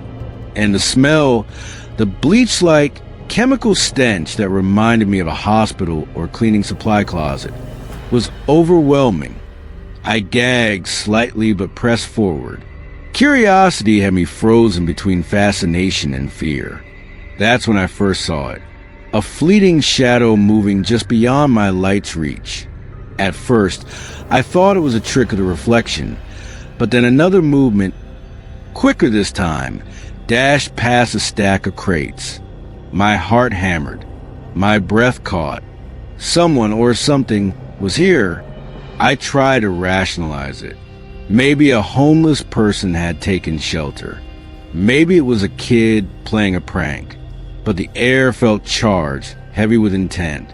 I moved more carefully, flashlight swinging, revealing more broken furniture, graffiti markings that seemed almost like warnings. Then the noises started, soft whispers, unintelligible, echoing off the metal walls. I couldn't tell if they were coming from one person or multiple. My adrenaline spiked. I considered leaving, but I wanted proof, something to show I had made it this far. I stepped into a larger open area, and that's when the object came. A can, thrown from somewhere I couldn't see, clattered across the floor near my feet. I jumped back, tripping slightly over debris, heart racing so fast it felt like it would burst from my chest. The whispers stopped for a moment, replaced by heavy, deliberate footsteps. I backed toward the wall, trying to stay quiet, trying to assess where the danger was. The footsteps got closer, slow, measured, like someone enjoying the fear they were instilling. Shadows shifted in the corner of my vision. I could make out a faint silhouette, a tall figure, moving deliberately, staying just out of reach of my flashlight. My instinct screamed to run, but my body felt heavy, trapped by both fear and disbelief. Then a noise that I'll never forget, a harsh, metallic clang, followed immediately by the soft scraping of something dragged across the concrete floor. My mind tried to make sense of it, but there was no rational explanation. I realized that if this was a person, they were not here for survival. They were here for something else, something darker. The figure didn't speak, but the intent in their movements was clear. I was trespassing in someone's territory, and they didn't want me here. I decided it was time to escape. Every step backward was cautious, deliberate, flashlight scanning every shadow, every possible hiding place. And then, just as I was nearing what I hoped was the exit, I felt a presence behind me. A hand, a brush against my shoulder. I spun around, flashlight swinging wildly. Nothing, just the empty warehouse. But I could hear it. The breathing, soft and deliberate, coming from the darkness. I didn't hesitate. I bolted, tripping over debris, heart pounding, until I reached the broken hole I had entered through. Outside, I gasped for air, collapsing onto gravel. The night felt alive in a way I'd never experienced. Every sound from the distant city amplified, every shadow a potential threat. I looked back once. The warehouse loomed silently, its broken windows like dark eyes watching me. I didn't go back that night, or any night after. Even now, weeks later, I can't shake the memory. Sometimes, when it's quiet, I swear I hear whispers, faint and distant, echoing from places I've long since left. I can't explain what I saw, or if what I felt was real, but I know one thing. Curiosity got me close to something I shouldn't have been near, and some places, some shadows, are best left unexplored. I had always considered myself fearless at the beach. Summers were my element. Endless sun, sand under my feet, and nights spent laughing with friends under a blanket of stars. My friend group was tight-knit, reckless, and adventurous. That summer, my best friend Ricardo and I were 19 and spending our time along the Jersey Shore. Our families were well off, which meant private beach access and the freedom to roam after dark. It was one of those rare summer nights where we wanted nothing more than a quiet escape, away from the chaos of parties and rowdy crowds. We agreed to make a simple night. A couple of beers, a joint, and a deserted stretch of sand under the stars. The plan seemed perfect. We drove from my house in Belmar to his in La Valette, an hour's drive, chatting and laughing along the way. The streets were quiet, the summer breeze soft against our skin, and everything felt carefree. Little did we know, that night would change the way I ever saw the beach. Once in La Valette, we grabbed a couple of bikes from Ricardo's garage and headed toward one of the private beaches. The road became narrower and the dunes taller as we ventured further than we ever had before. Ricardo insisted on exploring, claiming he had a better spot in mind. I trusted him, oblivious to the tension building around us. Eventually, we arrived at a desolate beach at the end of a long road. No cars, no lights, just a faint glow of the moon on the sand. We hid our bikes in the shrubs, settled into the sand, and lit our joint. The ocean's gentle waves were the only sound, and we felt free, untouchable. Minutes passed, and we felt completely alone until I heard it, a faint metallic buzzing. At first, I thought it was a wind or a piece of trash rolling across the sand, but then Ricardo noticed it too. The sound was unmistakable and completely unnatural, like a gymnasium light buzzing faintly but amplified across the dunes. It moved, shifting closer and further away, impossible to locate precisely. Fear began creeping in, but we told ourselves it was probably nothing. We tried to ignore it, but then the buzzing intensified. It wasn't gradual. It surged suddenly, right behind our backs. The hairs on my neck stood up as Ricardo grabbed my shoulder, eyes wide, frozen with the same terror coursing through me. When I looked toward the dunes, I saw it. A dark figure standing motionlessly at the peak, unnaturally tall, with arms hanging to its knees. It didn't move. It just watched. "Run," Ricardo hissed. That was all the encouragement we needed. We sprinted toward the next dune, sand fly beneath our feet, hearts hammering in our chests. But when we glanced back, the figure hadn't moved. It was joined by 3 more, each equally tall and silent, facing us like predators surveying their prey. My mind screamed at me to look away, but I couldn't. Every instinct screamed danger, yet our bodies were trapped in panic-fueled flight. We ran parallel to the beach, desperately seeking any sign of safety. The metallic buzzing followed, impossible to ignore, cutting to the natural sound of waves. Our lungs burned, legs ached, but the fear pushed us onward. By the time we reached a familiar street, we were both breathless, sweat-soaked, and trembling. The once tranquil night had transformed into a nightmare we couldn't explain. The next morning, we retraced our steps, searching for our bikes, but they were gone, vanished. Whether stolen by the same figures or removed by some other means, we couldn't tell. All we knew was that something or someone had been there that night, observing us, and we had narrowly escaped their attention. That experience changed my perception of the shore. Beaches, which once represented freedom and joy, now carried an undercurrent of dread.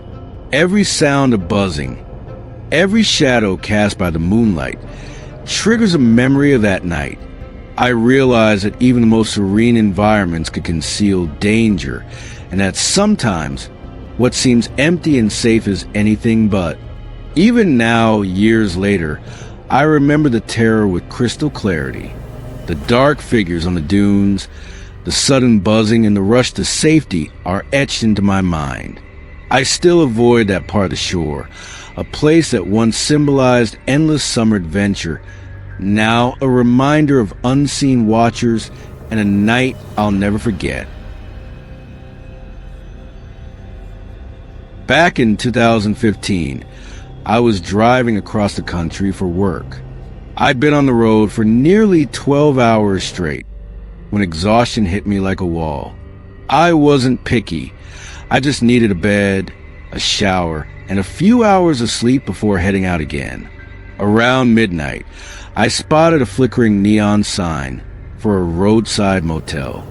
The kind of place that looked like it hadn't been renovated since the 70s.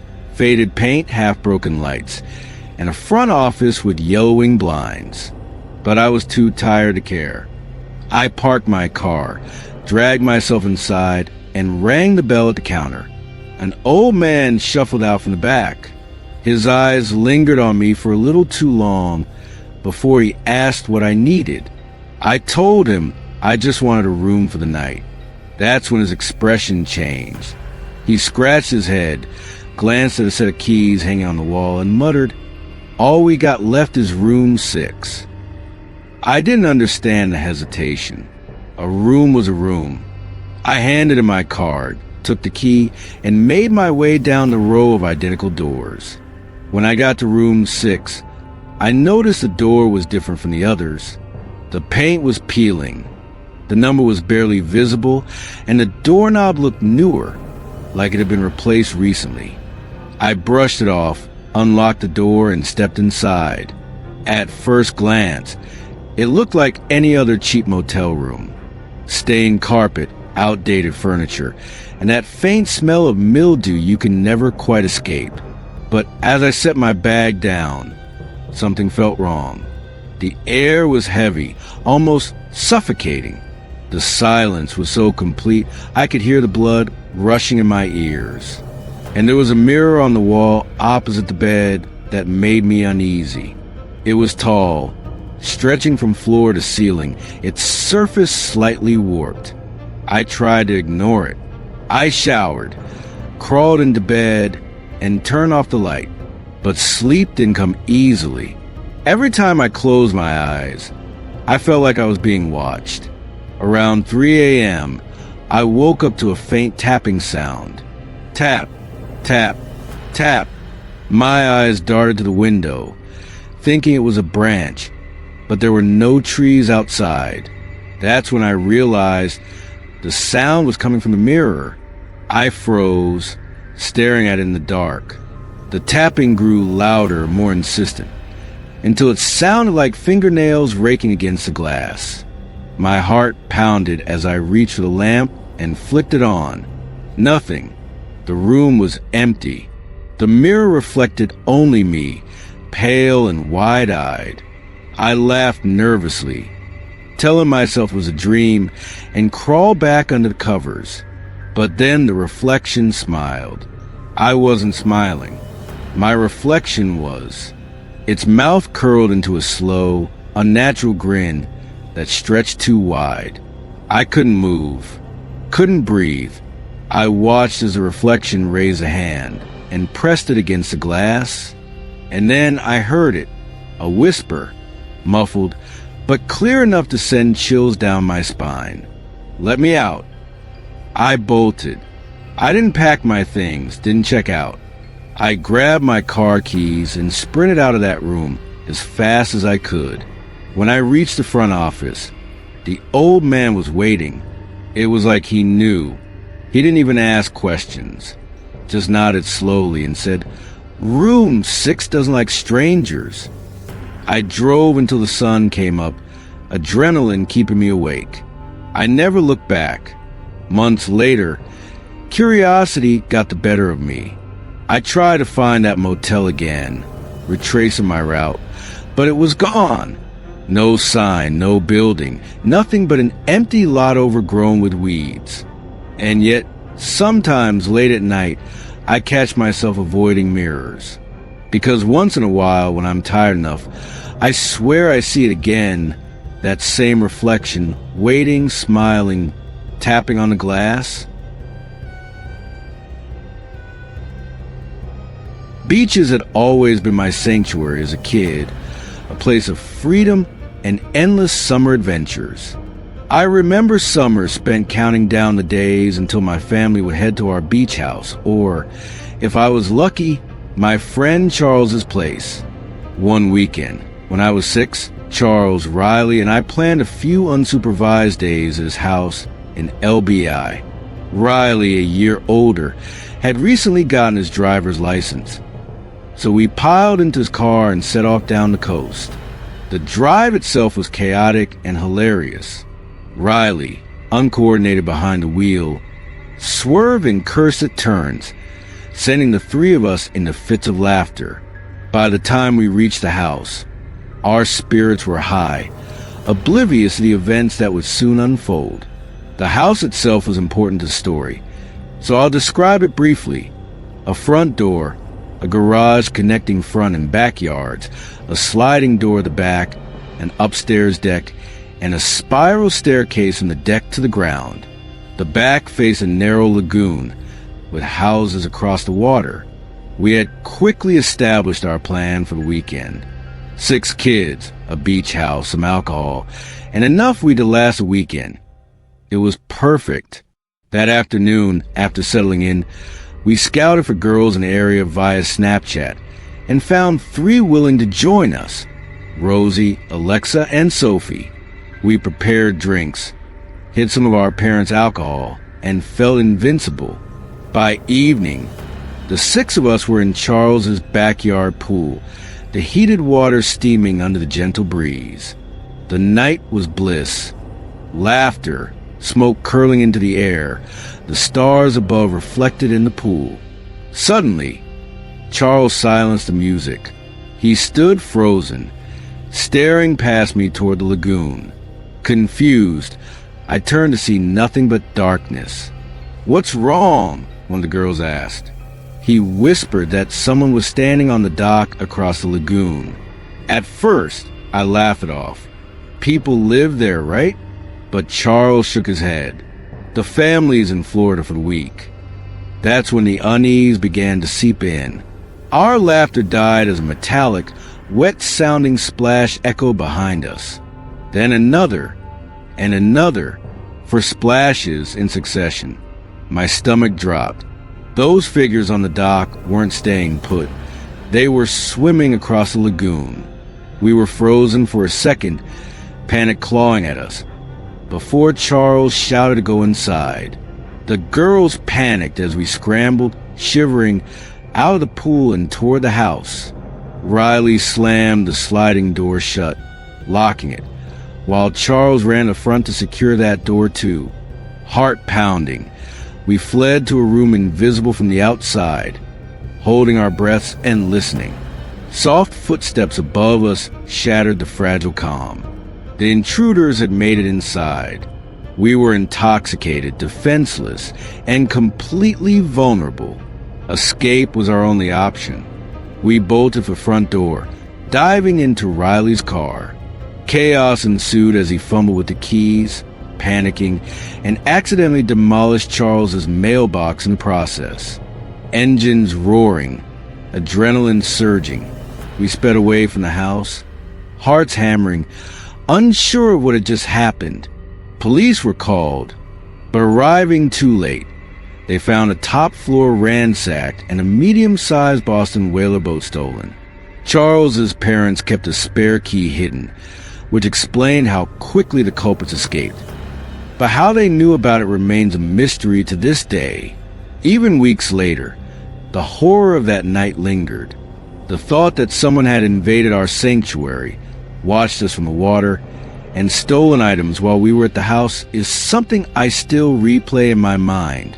Every door and window I've ever left unlocked feels like a lapse in security. Every shadow along a quiet beach evokes a memory of that lagoon. That night taught me the fragility of safety and the reality that even places we consider secure can be violated in an instant. The beach, the house, the stars. It all felt like it belonged to us, and yet it was violated in seconds by someone who knew the terrain, knew the timing, and knew our weakness. To this day, I lock every door before sleeping, double-check every window, and avoid underestimating potential danger of the calmest summer nights. It started as a simple antique find, a tall, gilded mirror with ornate carvings, bought from a dusty estate sale by a woman who thought it would look elegant in her hallway. She polished the glass, set it against the wall, and admired how perfectly it caught the light. But almost immediately, things felt wrong. The first night, she walked past and caught sight of something strange in the reflection. Her living room looked the same sofa, same shelves, but the version in the mirror seemed darker, as if the shadows inside stretched too far. She tried to shake it off.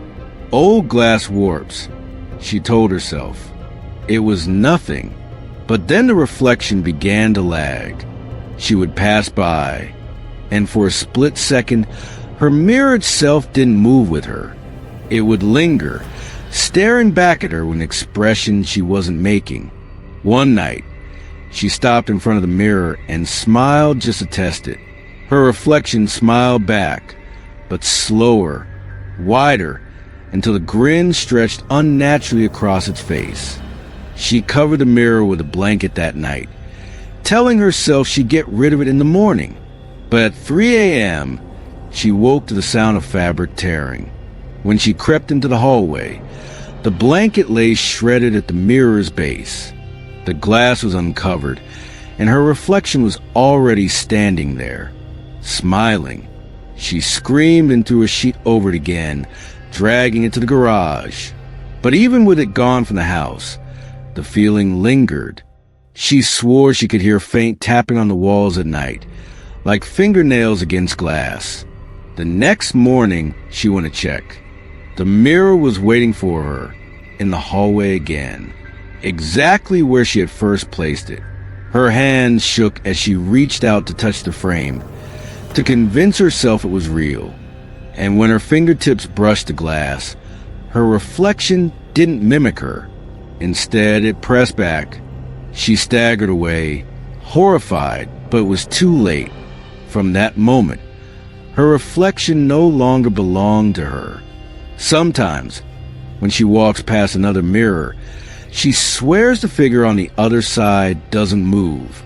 And sometimes when she stares too long, she sees it smiling, waiting for the chance to pull her through.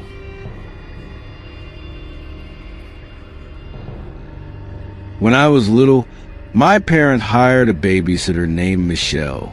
She was in her early 20s, soft-spoken, and always carried a warm smile. To us kids, she was almost like an older sister, someone who would play games with us, read stories, and keep the shadows away when the nights felt too long. But one summer, Michelle told my parents she needed to take time off. She said she was going to stay with relatives for a while, maybe travel. My parents didn't think much of it. And since school was out, they decided my siblings and I would spend those weeks with our grandparents instead. At first, it was normal. The days were filled with sunshine, chores around the farm, and the comforting smell of my grandmother's cooking. But nights felt different.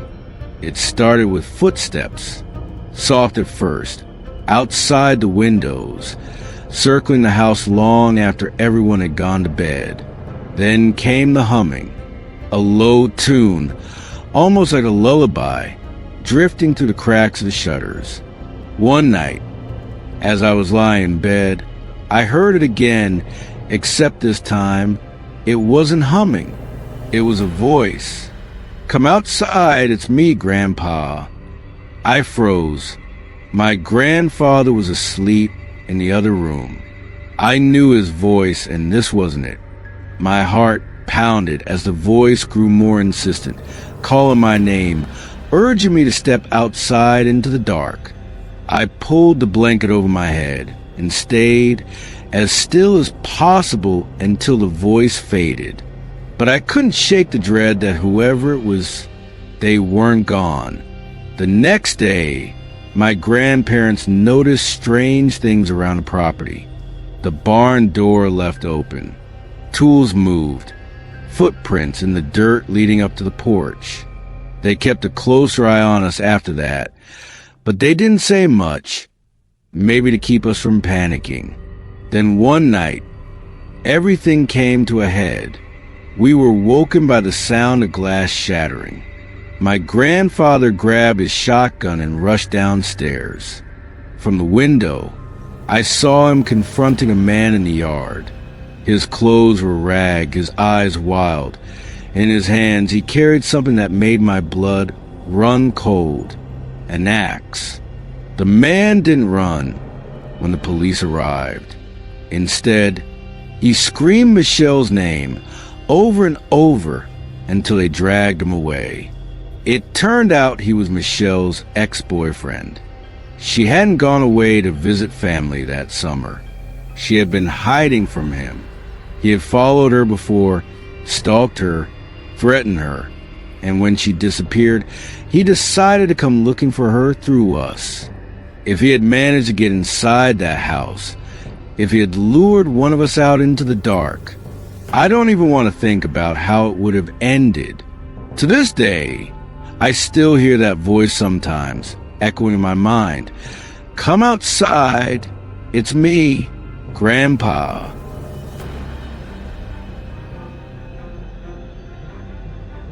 I've always loved hiking alone. There's something about being deep in the woods, away from the hum of civilization, that makes you feel alive. that summer. I found a trail that wasn't on most maps, a narrow path winding through dense forest, thick with moss and towering trees. The locals warned me it could be easy to get lost, but I liked the challenge. The solitude, the isolation, it was exactly what I wanted. The trail was quiet at first, the kind of silence only a deep forest can hold. Birds occasionally chirped, leaves rustled with the wind, and the soft crunch of my boots on the dirt kept me grounded. The sunlight filtering through the canopy created patterns on the forest floor, and I felt at peace. That peace, however, was fragile. I noticed the first oddity about halfway in. Footprints in the mud. Too large and too deep to be any animal I recognized. They didn't follow a straight path. They zigzagged, stopped, then started again as if whoever or whatever made them have been wandering aimlessly. I shrugged it off at first. Could be a hiker, I told myself. But as I looked closer, the prints seemed deliberate, placed in a way that suggested someone had been watching, studying the trail as I walked it. The whisper started soon after, faint at first, almost like the wind brushing against the trees in a way that sounded suspiciously like words. I stopped, listening, trying to make sense of it. "Hello," I called softly, voice trembling slightly. Nothing, just the rustling of leaves. I took a deep breath and continued, flashlight in my backpack just in case I needed it later. Minutes passed, and the whispers grew louder, clearer. At first, I thought I was imagining it, my mind playing tricks because of the isolation, but then I heard my name. Not shouted, not urgent, just my name, drawn out and whispered, as if carried on the wind itself. My heart slammed against my ribs. I spun around. Nothing. Shadows between the trees stretched and shifted unnaturally. Every instinct screamed at me to turn back, but curiosity held me rooted for a moment longer. The trail narrowed, the trees closing in overhead. Mist began to creep along the forest floor, hiding the path ahead. I noticed more footprints, now closer together, intersecting mine, matching my pace. Panic started to rise in my chest. Someone was following me, or something. The whispers turned into phrases I couldn't fully catch, words that sounded almost human, yet wrong, distorted. The hairs on my arms stood on end. I tried to speed up, but the forest seemed to resist. Branches reached out like hands, snagging my jacket, tripping me, forcing me to slow down. The whispers became more insistent, circling me from every direction. I could feel eyes on my back, in the trees, everywhere. My mind raced. Could it be a prank? A group of people hiding in the forest? Maybe, but the logic didn't fit. The precision, the timing, the complete silence apart from the whispers. Then I saw it, a figure between the trees, moving just out clear sight, taller than a person should be, unnaturally still one moment, then gliding forward the next. I froze. Every horror movie I'd ever watched flashed in my mind. My pulse accelerated, every nerve on edge. I whispered a prayer under my breath and tried to retrace my steps, but the forest seemed endless, the trail disappearing beneath a canopy of fog. A sudden movement behind me made me spin around. Nothing, just the mist, the shadows, and the whispering. But I could feel it, presence, intent, following me, measuring me. My phone had no signal. Shouting for help would do nothing. I had only my wits and my own adrenaline. I began to jog cautiously, flashlight in hand, scanning every shadow. Branches whipped at my face, roots snared my boots, and the whispers seemed to echo my movements, matching my pace. I stumbled upon a small clearing. For a moment, I thought I was safe. The fog lifted slightly, the trees thinner, the forest less oppressive. But then I heard it, a low, guttural screech, human yet impossible, originating from deep in the woods behind me. I don't think I've ever run faster in my life. My lungs burned, my heart hammered, every step sending vibrations through the soft forest floor. The screech followed, echoing, reverberating, chilling me to the bone. I ran until the trail looped back toward the edge of the forest. Every glance over my shoulder showed nothing, yet I knew something had been following me, something that could vanish into the shadows at will. When I finally reached my car, breathless and trembling, I locked the doors and sat there for what felt like hours, staring at the edge of the forest. The whispers had stopped, the screeches faded, but the feeling of being watched lingered. Even now, weeks later, I can still feel when I think back. When it's quiet at night, I imagine the tall shadows slipping through the trees, watching, waiting, whispering. I've never hiked that trail again, and I doubt I ever will.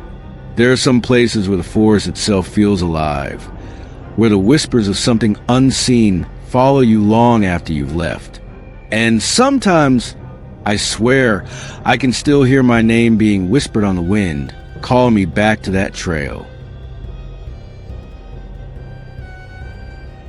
It was a crisp autumn morning when 29-year-old Tom Alvarez set out on what was supposed to be a quick, refreshing hike through the Adirondack Mountains.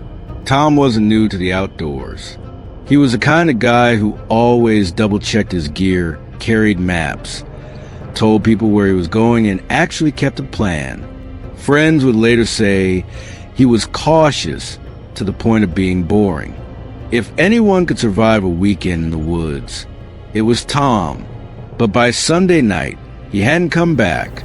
And by Monday morning, the Adirondacks were holding on to one of the most chilling disappearances the region had ever seen. Tom had told his girlfriend exactly where he'd be hiking, up the Moose River Trail, a path he'd walked before. He packed light but smart. Food for 3 days, water filters, spare socks, first aid kit. Everything was in order when he left. He promised to text once he had service again. That text never came. When Tom's girlfriend reported him missing, authorities launched a full search. At first, they weren't too worried. People got delayed, lost phone signal, even sprained an ankle and camped an extra night. But something about Tom's case would turn that calm assumption into dread. On the second day of searching, volunteers came across Tom's backpack. It wasn't tossed aside and it wasn't torn up. It was neatly strapped to a tree trunk, chest high, as if someone had carefully placed it there. Inside, everything. Food, water, first aid, flashlight, untouched. It was as if Tom had set down his lifeline in the middle of the wilderness and decided he didn't need it anymore. That was the first red flag. Later that afternoon, another team made a stranger discovery. Less than a quarter mile away, on a patch of soft ground near a creek, stood Tom's boots. Perfectly upright, laces loosened, socks tucked neatly inside. There were no drag marks. No animal tracks, no sign of a struggle, just boots, sitting in the dirt like Tom had calmly stepped out of them and walked away barefoot. But that's the thing, Tom was cautious. He knew how dangerous those woods could be without proper gear, so why leave it behind? The next day, search dogs picked up a faint scent leading away from a creek. What they found unsettled even the most seasoned trackers. Barefoot prints, pressed lightly into the mud. At first, everyone assumed they were Tom's, but they weren't. The prints were too small, much too small. The heel-to-toe length suggested a child's foot no older than 8 or 9 years old. And here's the worst part. Tom hadn't brought a child with him. The prints continued for half a mile before stopping dead in the middle of a clearing. No turnarounds, No other tracks. Just gone. As news spread, the theories multiplied. Some said Tom had lost his mind out there, stripping down in a fit of hypothermia, even though it wasn't nearly cold enough for that. Others suspected foul play, that maybe someone else had been with him all along. But if that were the case, why leave his gear behind? Then came the whispers. Local hikers spoke about a strange presence in that part of the trail. Stories of children's laughter at night, echoing through the trees when no kids were around. A ranger once admitted that he'd heard something similar years earlier. Soft giggles followed by the feeling of being watched. No one ever wrote these stories in the official reports. But people who knew the Adirondacks well stopped camping near Moose River. One witness came forward claiming he had seen Tom the day he vanished.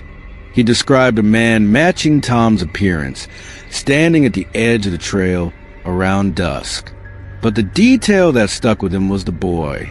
The man said Tom wasn't alone. He was holding hands with a small child, barefoot, wearing only a thin shirt and staring blankly ahead. When the witness called out, Tom didn't respond. He just turned and walked deeper into the woods with the child at his side. That was the last time anyone ever saw him. Despite weeks of searching, no trace of Tom was ever found. No body, no clothing, no gear beyond the backpack and boots. The official record lists him as missing, presumed dead. But people who live near the trail believe otherwise. Some say Tom is still out there, wandering barefoot with the child who wasn't supposed to exist. Others claim if you camp near Moose River, you might see the same small prints circling your tent at night. Quick, light steps that stop just as you wake up. And if you're really unlucky, you won't just hear the footsteps. You'll hear a child's voice whisper your name. So what really happened, Tom Alvarez? Did he lose his way and vanish into the endless Adirondacks? Or did he follow something or someone into a place we're not meant to go? The truth is, we'll never know. But if you ever find yourself hiking alone in those mountains, remember this. If you see a barefoot child watching you from the trees, don't follow. Because Tom did, and he never came back. I didn't think much of it at first. A cheap motel at the edge of town, just a place to crash for the night. I was traveling alone, tired from a long drive, and the flickering neon sign promised a bed and a shower. The name was forgettable, the kind that could belong anywhere, and maybe that should have been my first warning. There was something about the way the wind rattled the sign that night, the way the parking lot felt too empty, too quiet. The lobby smelled faintly of disinfectant, masking a musty odor beneath it. The clerk was distant, barely making eye contact, more interested in his screen than the fact that I had just walked in. He handed me the key without asking questions, and I took it, ignoring the small knot of unease forming in my stomach. I got to my room, and the flickering overhead light greeted me like a warning. The carpet was stained, the wallpaper peeling, and the air smelled faintly of cigarettes mixed with something chemical like ammonia. It was late when I finally lay down, and the silence was almost comforting at first. Then I noticed it, the soft tapping from somewhere outside the room. At first, I assumed it was the old pipes settling in the night, but then the tapping shifted, slow, deliberate, almost like someone was walking on the other side of the wall. My heart rate quickened. I tried to convince myself it was nothing, just the building reacting to the night's temperature, but the noise was too rhythmic, too intentional. Minutes passed. The tapping grew louder, closer. I could hear faint scratches, a soft shuffling that didn't match any natural sound. I tried to ignore it, focusing on my phone, scrolling aimlessly, but I couldn't concentrate. Something was in the room, or near it. My mind raced. Could it be someone in the next room? Or worse, someone in mine? The thought alone made my skin crawl. I got up, cautiously opening the door just enough to peer into the hallway. It was empty, silent. The faint flickering light above cast shadows that seemed to dance along the walls, making me second-guess every movement. I stepped back inside, locking the door behind me, but the feeling of being watched didn't fade. Every creak of the floor, every distant footstep, made me jump. I told myself to calm down, that I was being paranoid. But then I saw it, a shadow flickering past the window. My curtains were drawn, yet the shadow was just enough to make my stomach drop.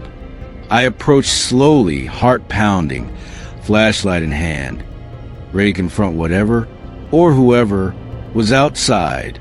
But nothing was there, just a parking lot, empty, with only the wind stirring the leaves.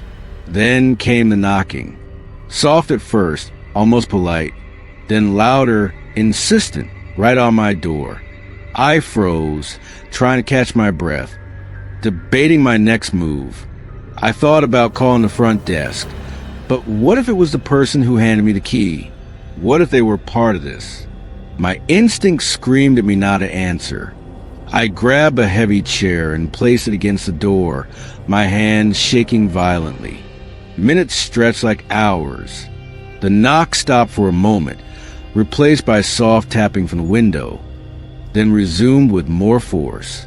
I whispered to myself, trying to rationalize it, but nothing made sense. The building was supposed to be quiet, empty, yet here I was trapped, alone with an intruder, or maybe multiple intruders, testing the limits of my fear. I considered escaping to the bathroom window, but it was high off the ground, and I didn't want to risk injury. My phone barely had signal, and I didn't want to draw attention by screaming into the night.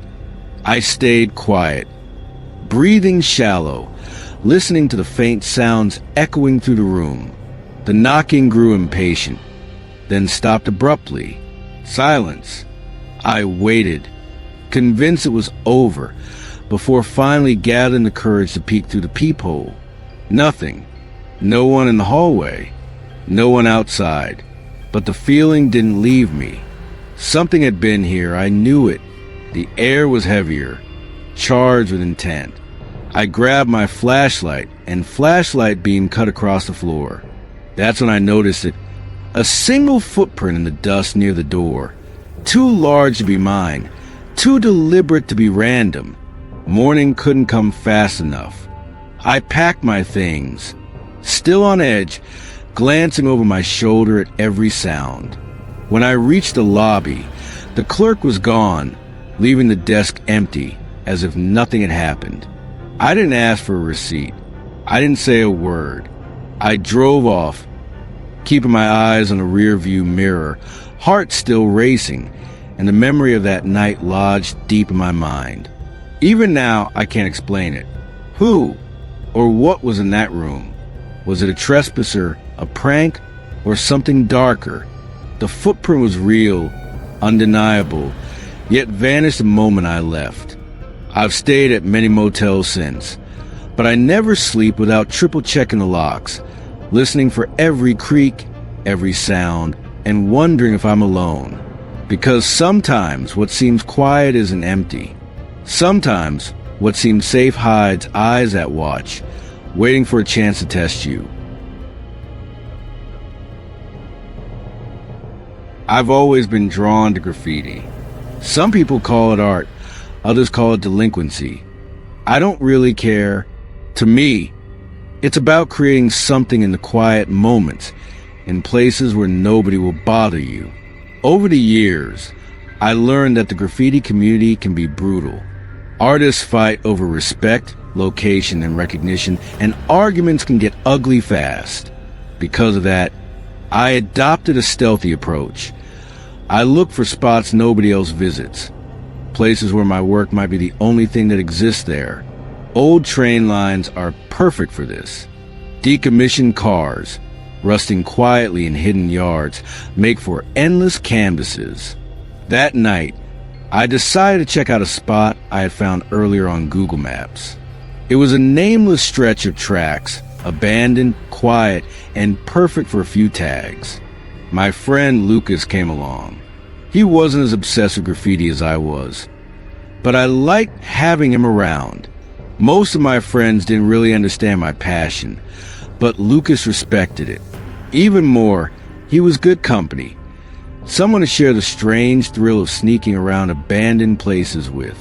We started by smoking a joint. I wasn't much of a smoker. The last time I'd indulged, anxiety had hit me hard. But Lucas enjoyed it, and I decided to go along. Maybe it wasn't the smartest decision, but I figured I could handle it. We walked along the tracks, admiring the silence around us.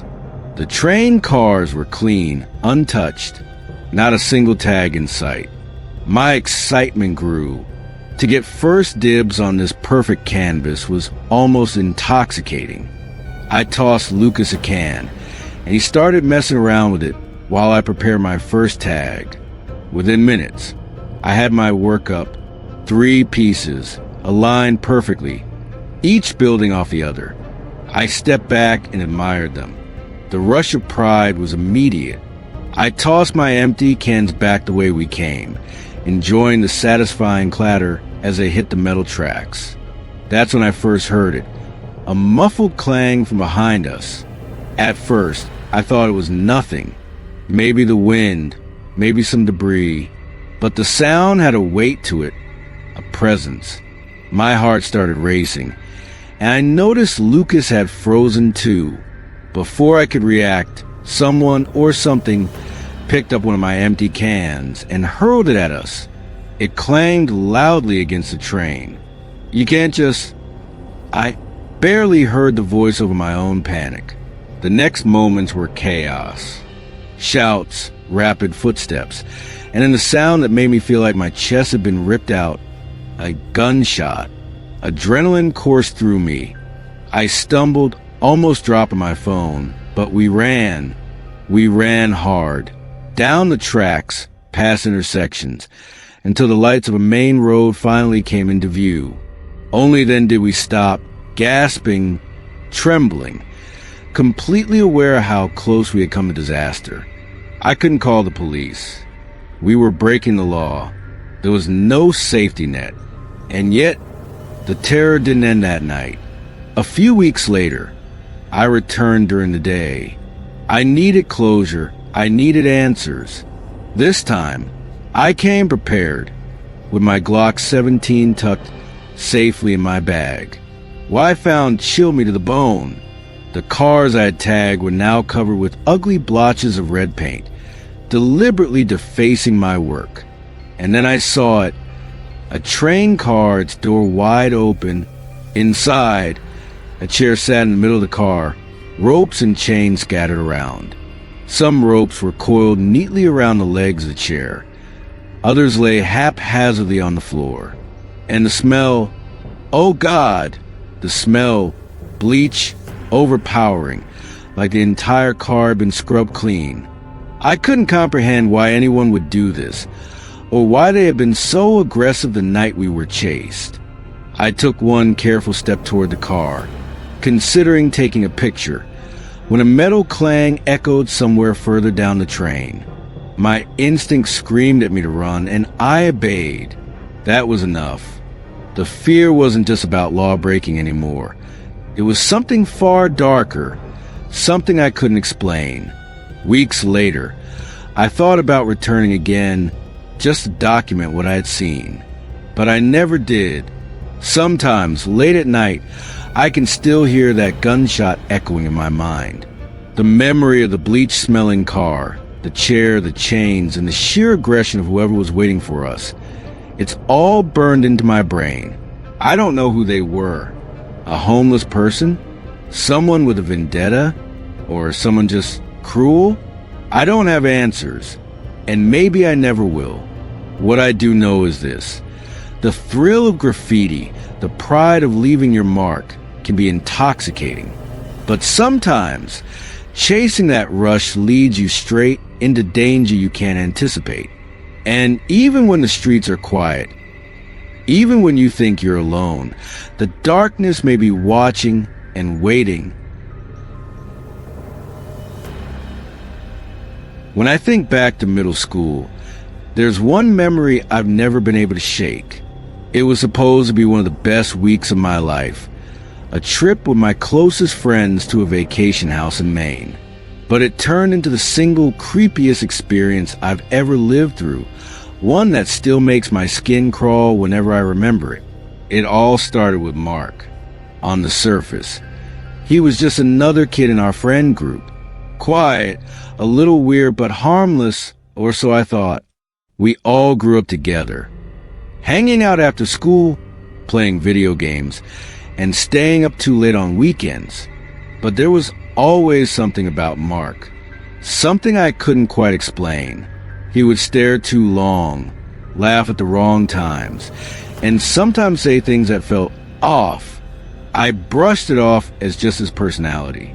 Big mistake. The house in Maine was on a small, isolated island that you could only reach by ferry. No neighbors, no shops, no cars passing by. Just thick trees, the sound of waves, and the creak of the old house where we were staying. It was a perfect recipe for childhood adventure and for something much darker. The first couple of days seemed normal. We played outside, explored the island, and stayed up late telling scary stories. But then, little things started to go missing. My favorite baseball cap vanished from my bag. A couple of pens disappeared from my notebook. Someone's t-shirt went missing. At first, we blamed each other, joking around that someone was pulling pranks. But I started to notice a pattern. Most of the missing stuff was mine. One night, as I tried to sleep on the top bunk, I heard a whisper. At first, I thought one of the guys was talking in his sleep, but when I listened closely, I realized it wasn't sleep talking. Someone was whispering my name, slowly, again and again. My whole body froze. I sat up and looked down from the bunk, and there was Mark, just standing there in the dark, staring up at me. "Dude, what the hell are you doing?" I whispered, my voice shaking. He didn't answer. He just stared for a moment longer, then turned and walked out of the room. I wanted to believe maybe I imagined it, but I knew I hadn't. The next day, something even stranger happened. I went upstairs to use the bathroom, except the house didn't have a bathroom upstairs. It only had one on the main floor. Yet when I looked up toward the empty hallway, I saw him, Mark, standing completely still, half hidden in the shadows, watching me. When I blinked, he was gone. That's when I decided to snoop. Later that day, when everyone was outside, I snuck into his room. His bag was tucked in the corner, half zipped. Inside, I found all the missing things, my hat, my pens, my notebook, even some socks I hadn't realized were gone. But that wasn't the worst part. There was another notebook, a thick one, the cover worn down like it had been carried around for years. I opened it and my blood ran cold. Page after page was filled with violent drawings, twisted faces, dark symbols, disturbing scenes that looked like they came straight out of a nightmare. And then I turned to the pages in the back. That's when I realized every drawing, every note, was about me. There were sketches of me sleeping, notes about the things I said, the clothes I wore, even the way I walked. And then the last page, in huge, shaky letters, it said, "I'll do it tomorrow." I slammed the notebook shut, shoved everything back, and ran downstairs. For the rest of the trip, I couldn't even look at him, but he looked at me, constantly, watching, smiling faintly like he knew what I had found. The trip ended the day early. Our parents got involved. The police came, but Mark and his family were gone Before anyone could confront them, they just vanished. No one saw him again. For years, I tried to forget. I told myself it was just a weird kid with a messed up imagination. Maybe he would grow out of it. Maybe it wasn't as serious as it looked. I convinced myself of that. Until last year, I was at work, sorting through some mail, when I noticed a small padded envelope with no return address. Inside was a single pen. My pen, the same one that had gone missing all those years ago in Maine. Taped to it was a scrap of paper. On it were 3 words written in that same shaky handwriting. I remember everything. There's a campground tucked deep inside northern Michigan's forests. By day, it looks ordinary. Rusty picnic tables, fire rings full of ash, and trails winding off into the trees. Families have come here for decades, and locals say it was once a busy weekend getaway. But at night, the campground becomes something else entirely, because after sunset, the forest around it goes quiet. Too quiet. No crickets, no owls, not even the distant rustle of wind through the trees. Just a heavy silence that presses against your chest and makes you feel like you shouldn't be there at all. They call it the silent campground, and those who stayed the night carry stories that are hard to explain. The first widely known story comes from the summer of 2001, when a group of teenagers decided to camp there for the weekend. They were loud, rowdy, and didn't believe in ghost stories. The first night went fine, music, laughter, the smell of grilled hot dogs. But the second night, things changed. Around 10 p.m., one of them noticed how quiet it had gotten. The woods had gone completely still. No bugs, no night birds, not even the buzz of mosquitoes they've been swatting all day. Then they realized something stranger. Their voices didn't echo, not against the trees, not across the empty campground. It was like the forest swallowed every word the moment it left their mouths. That's when panic set in. One kid swore he saw a figure standing at the far end of the clearing, tall, pale, and motionless. No one else dared look long enough to confirm it. By sunrise, their campsite was abandoned. They left everything, tents, food, even wallets, scattered on the ground. Rangers found it the next day, but the teenagers were gone. Eventually, they turned up back in town, shaken and unwilling to talk about what had happened. A retired park ranger once shared his own chilling experience with the campground. He said he'd been assigned to patrol the area one autumn evening after reports of trespassers. As soon as he stepped into the clearing, the silence hit him. He radioed for backup, but the radio only produced static, not weak signal, not interference, just dead, broken static that screeched in his ear.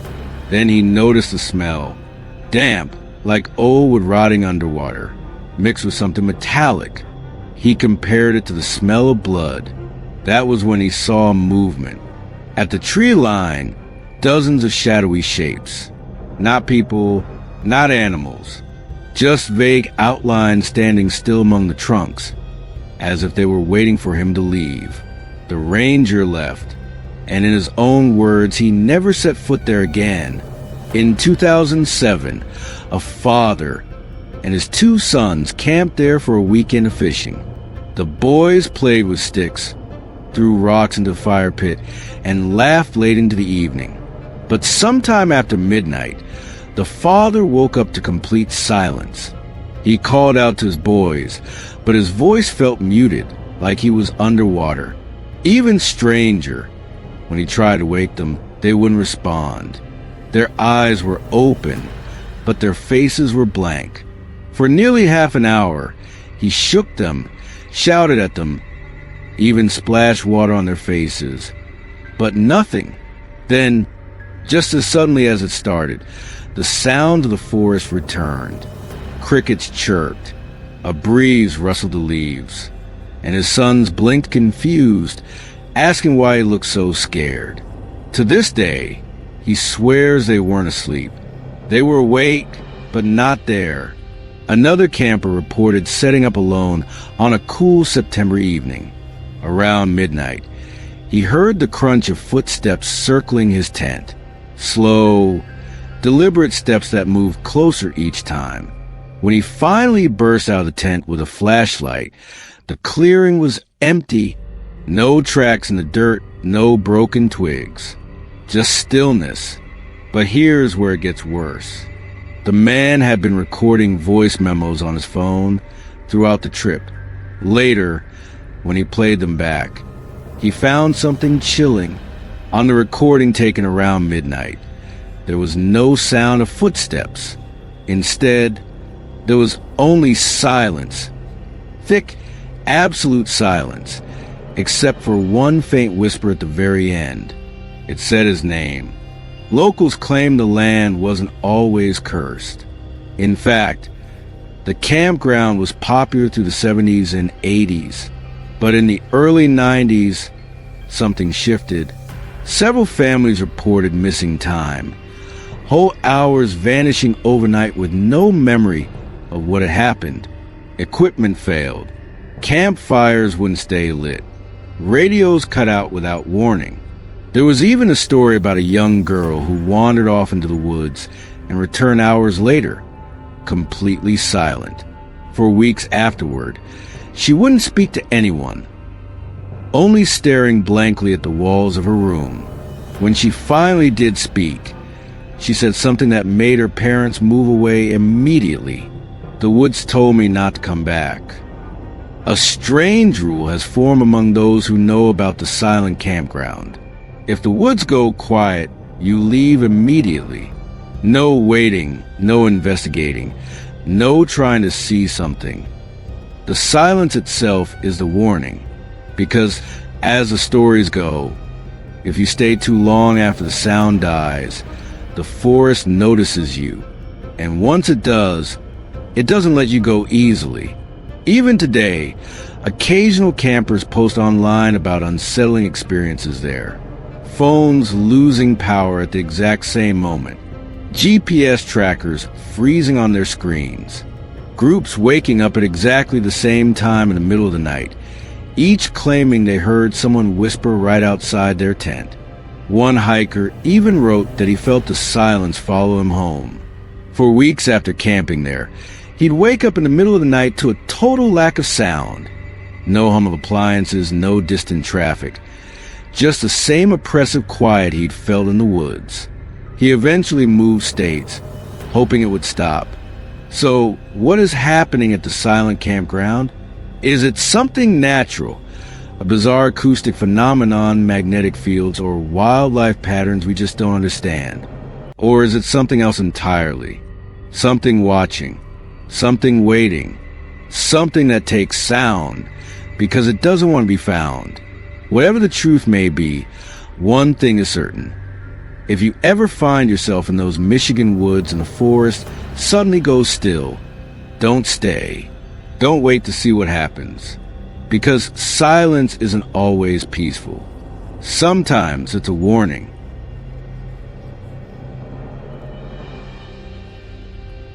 Back in the late 90s, before streaming took over everything, there was a small independent radio station in my hometown. It wasn't popular, just static-filled local music, call-ins from truckers on the highway, and the occasional midnight talk show. But one night, something happened that made me and everyone who tuned in question what we were really listening to. It was October, just past midnight, and I couldn't sleep. I flipped through the radio stations, and that's when I landed on 97.4 FM, the little station I almost never listened to. But this time, something was different. Instead of music, there was a voice. It wasn't an announcer. It wasn't smooth or cheerful or rehearsed. It was shaky, uneven, almost like someone was whispering directly into the microphone. "Is anyone out there listening?" the voice asked. I remember sitting up in bed, frowning. The tone was strange, desperate, even. I stayed tuned, curious. The man on the radio said his name was Thomas.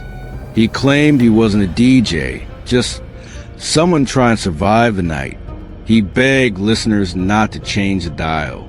Said he was trapped inside the station. Said something was outside trying to get in. At first, I thought it was some kind of Halloween prank, a late-night horror show. But then I noticed something. He kept describing things that matched real life. He mentioned the storm outside, the exact thunder I could hear rumbling past my own window. He described sirens passing by on a nearby highway. And just as he said it, I heard them too. That's when I realized whatever was happening. It wasn't a scripted performance. Thomas explained that he'd been filling in for the overnight DJ. When the power flickered, the backup generator kicked on, but with it came something else. He said he heard a knock on the back door of the station. At first, he thought it was a late-night delivery driver, but when he looked at the security monitor, there was no one there, just a shadow of something tall, too tall, stretching across the parking lot. He tried to laugh it off, but the knocking didn't stop. It grew louder, sharper, until it echoed through the station. "It knows I'm alone," Thomas whispered, "and it wants me to open the door." I'll never forget the way his voice broke when he said, "It's not human." Listeners started calling in. I remember because the station played the calls live. Some people cursed at him, saying it was a stupid stunt. Others sounded genuinely terrified, begging him to stay calm, to barricade the doors. Then came the sound. A deep metallic screech ripped through the speakers, followed by a thud so loud it made my windows rattle. Thomas screamed, fumbled with a microphone, whispering frantically, "It's inside! Oh, God, it's inside!" And then silence. The station went dead. I sat there, frozen. The radio still on, but nothing playing but static. I didn't sleep that night. The next morning, I tried to find out what had happened. I called the station, but the number was disconnected. I drove past the building, but it looked abandoned. Windows boarded up, sign missing, like it hadn't been in use for years. I asked around town, but no one admitted to knowing a Thomas. Some people even swore that 97.4 had been off the air for months. But I know what I heard. Thousands of people tuned in that night. I still meet people who whisper about it. About the night the station broadcast its last words. Sometimes late at night, when I scan to the radio, I pause at the static. And if I listen closely, really closely, I swear I can still hear it. A faint, trembling voice. Is anyone out there listening? Working for the MTA in New York City. You think you've seen it all. After 7 years on the job, the sights, the chaos, the strange moments, they barely faze you anymore. But there's one experience I can't shake. One memory that still sends chills down my spine, even years later. It happened about 2 years into my job, back when I was stationed at High Street Station in Brooklyn. It was a quiet night, eerily quiet. Empty platforms are unnerving in a city that never stops moving. I was finishing routine maintenance, sweeping and checking equipment, when I heard a clang from deep inside the tunnel. It was the kind of metallic noise you expect from a drop tool or a loose rail, but something about it felt wrong. I froze, letting the sound echo through the empty station. My mop trembled in my hands. For a moment, I convinced myself it was nothing, just an old station creaking and settling in the night. But 10 minutes later, the noise came again, louder this time. My stomach sank.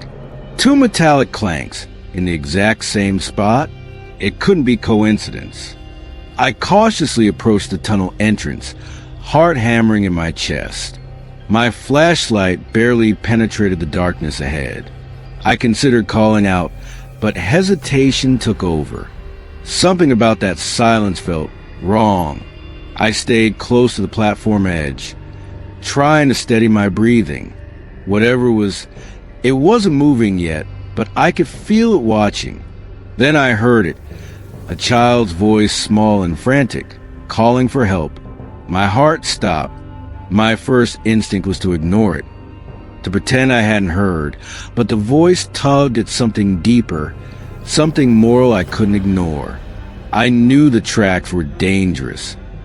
Freight trains could come without warning, but I couldn't leave a child stranded. I took a deep breath, carefully descended the steps, and stepped onto the tracks. Darkness swallowed me. "Are you okay?" I called, my voice echoing unnaturally through the tunnel. There was a pause before the voice responded. "Yes, but just keep walking." My gut twisted. I hesitated. Something about that tone, that insistence, felt off. I wanted to turn back, but the child's presence held me frozen, caught between fear and responsibility. As I moved deeper into the tunnel, my flashlight revealed a faint shadow ahead. A small figure, clearly a child. Relief surged briefly, but then I noticed a second shadow. Taller, broader, unmistakably adult. My blood ran cold. I realized with sinking dread that this might not be a simple case of a lost kid. Whoever, or whatever, was here could have been setting a trap. Every step I took felt amplified, my senses hyper-aware. I thought about my options. Calling the police from inside the tunnel wasn't feasible. My phone had limited signal, and even if I could, I had no idea how fast they could reach me. I needed to get to safety, but stepping back toward the platform risked drawing attention. Moving forward risked walking into the unknown. My mind raced, calculating every possible outcome. I kept my voice steady, though my hands shook. "What's wrong? Why are you here?" The child's answer was delayed, measured. "Just keep walking." The insistence was unnerving. Something about the repetition felt deliberate, almost rehearsed. I realized then that this wasn't just a lost child. Someone had trained this child, or forced them, to manipulate anyone who might come close. My heart pounded. The adult shadow remained still, silent, watching, waiting. Panic started to bubble beneath my skin, but I forced myself to stay calm. I edged along the tracks, keeping the shadows in sight, but maintaining distance. Every instinct screamed to bolt, to run, to escape, but I couldn't leave without knowing the child was out of immediate danger. Then, a horrifying realization struck me. The adult was clearly capable of violence, and I had no idea how many people, or what else, could be lurking further in the tunnel. I made the only decision I could. I retreated, slowly at first, then faster as adrenaline surged. The child called out again. "Wait! Where are you going?" My gut twisted. I wanted to answer, to reassure, but I couldn't. Not when the adult shadow could reach me at any moment. I scrambled back up the steps to the platform, my legs burning, my heart hammering against my ribs. Once safe, I called the police and reported everything in detail.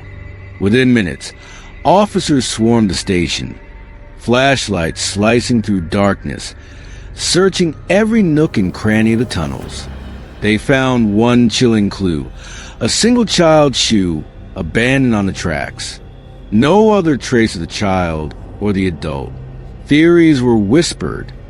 Perhaps a child kidnapped and forced to lure a Good Samaritan into a trap, or maybe the adult had a twisted game involving their own child. Hours of investigation turned up nothing. The subway tunnel swallowed the truth, leaving only fear and speculation. Even now, years later, the memory remains vivid. I can still hear the child's voice echoing in my mind, small, desperate, but impossibly controlled. I can still see the two shadows, the innocent and the menacing, etched into my memory. The New York City subway, for all its chaos and noise, can be silent, empty, and terrifying. And sometimes, the silence is louder than any train rushing to the tunnels. That day taught me something chilling. Danger isn't always obvious. It doesn't always announce itself with sirens or threats. Sometimes it hides in shadows, using innocence as a lure.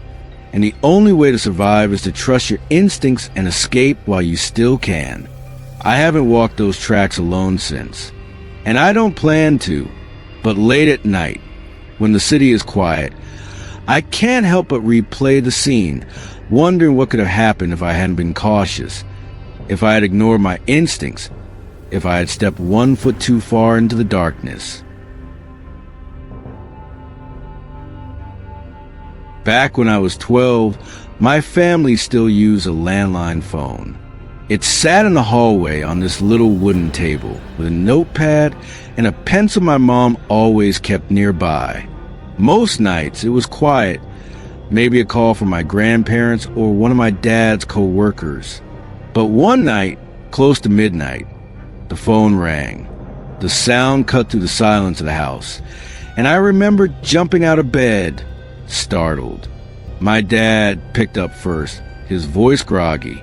He listened for a few seconds, then frowned and handed the receiver to me. "It's for you," he said. I thought it had to be a mistake. Who would be calling me at that hour? My heart was already racing as I pressed the phone to my ear. At first, there was nothing, just breathing, slow, steady, and far too close to the receiver. "Hello?" I whispered. Nothing, just that raspy sound, like someone trying not to be heard. I repeated myself, louder this time, and then the voice came. A man's voice. Deep, strained, almost like a growl. "I can see you." I froze where I stood, eyes darting around the dark hallway. My reflection glared back at me from the window across the room, but beyond that, nothing. I felt like I was being watched from every corner. My dad grabbed the phone back, demanding to know who it was. But the line went dead.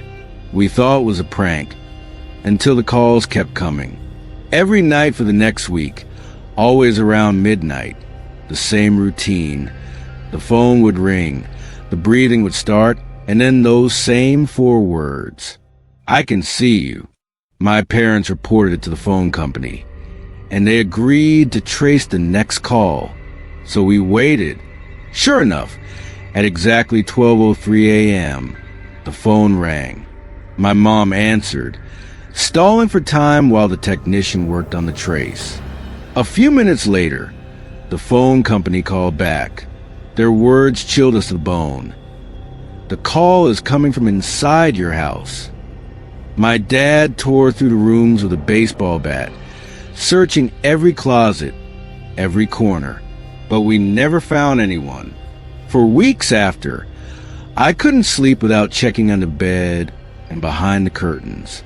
To this day, I still wonder if maybe, just maybe, the caller never left.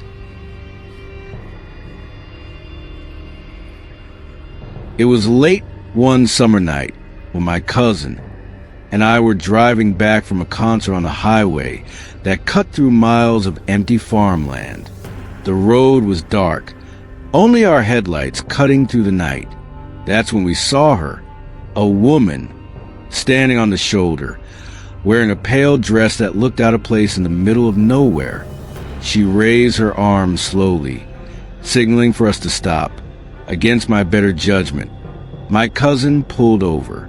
The woman opened the back door without a word and slid inside.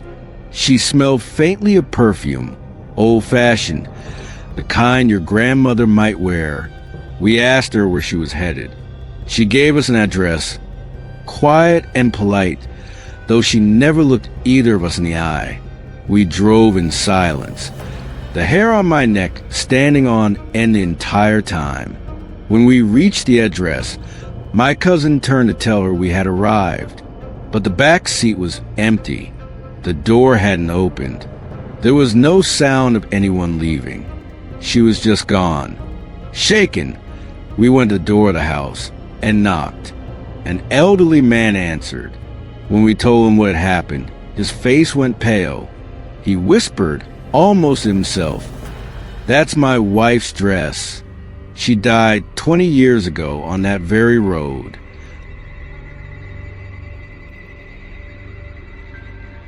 There's a road in my hometown that most people avoid after dark. It's not because of crime or traffic. It's because of the house. Everyone knows it. An old Victorian-style mansion that sits at the end of Willow Lane, hidden behind towering oaks.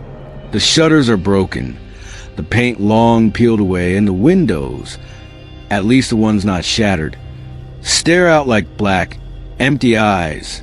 For decades, kids dare each other to run up the front steps, touch the door, and sprint away. But no one, at least no one sane, ever tried to go inside. At least no one until me. I was 17, restless, and convinced the stories were just that, stories. People said the house was cursed, that anyone who entered never came out the same. But to me, it was the perfect place to prove my friends wrong. One October night, with the air sharp and cold, I grabbed a flashlight and walked down Willow Lane alone. The trees leaned over the road, their branches scratching against each other in the wind. By the time I reached the iron gate, I was already questioning myself. The gate groaned as I pushed it open.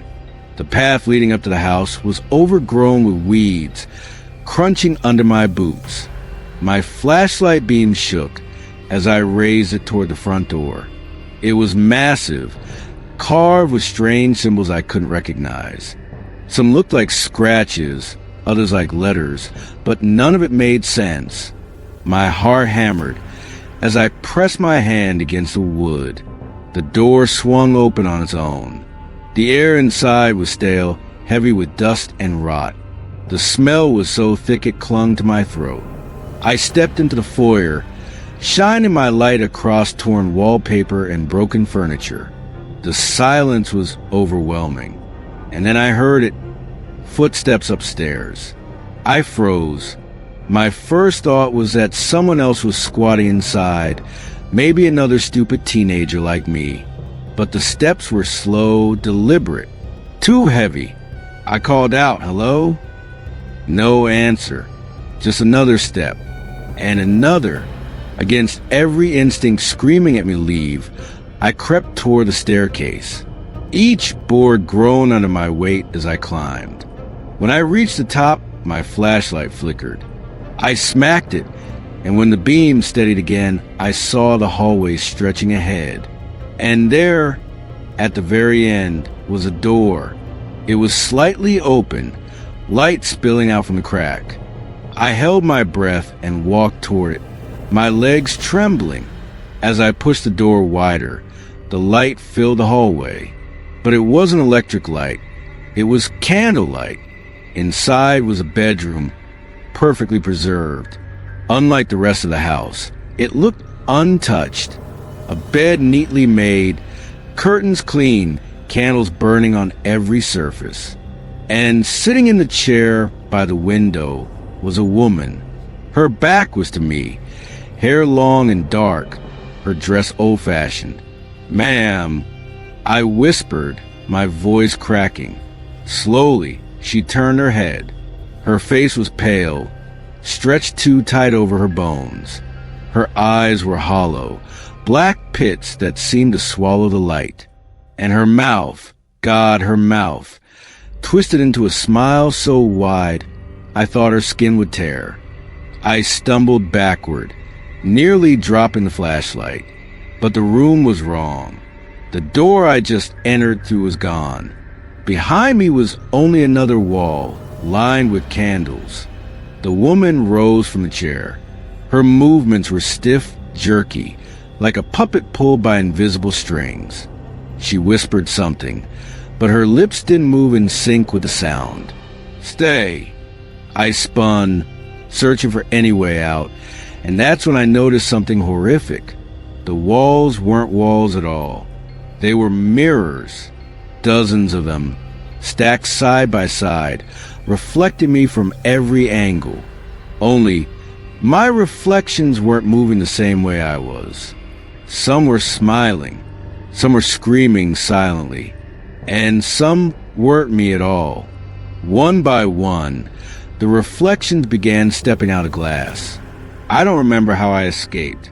The last thing I recall was the sound of shattering glass and that voice whispering over and over again, "Stay, stay, stay." When I woke up, I was lying in the middle of Willow Lane. My flashlight was beside me, its batteries dead. The house was gone. Just an empty lot where it had always stood. At least, that's what everyone swore when I tried to show them. But I know what I saw, and sometimes at night, I swear I hear footsteps on the stairs of my own home. Slow, deliberate, getting closer. And when I look into the mirror, I can't help but notice that sometimes the reflection doesn't blink when I do. The neighborhood was quiet that night, the kind of stillness that makes every sound echo just a little too loud. She had been home alone for hours, curled up on the couch with her laptop, the curtains drawn shut. Outside, the street lamps glowed dimly, painting the yard in soft pools of yellow. Nothing about the evening seemed unusual until her dog started growling. It wasn't the playful bark she was used to.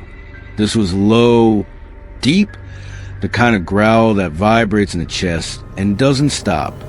She glanced over, expecting to see him staring at the door, but instead his eyes were locked on the front window, his ears pinned back, his body stiff. Slowly, with her stomach tightening, she got up and pulled the curtain back just a sliver.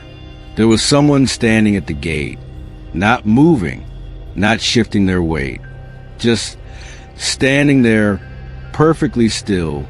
At first, she thought it might be one of the neighbors, but the longer she stared, the more wrong it felt.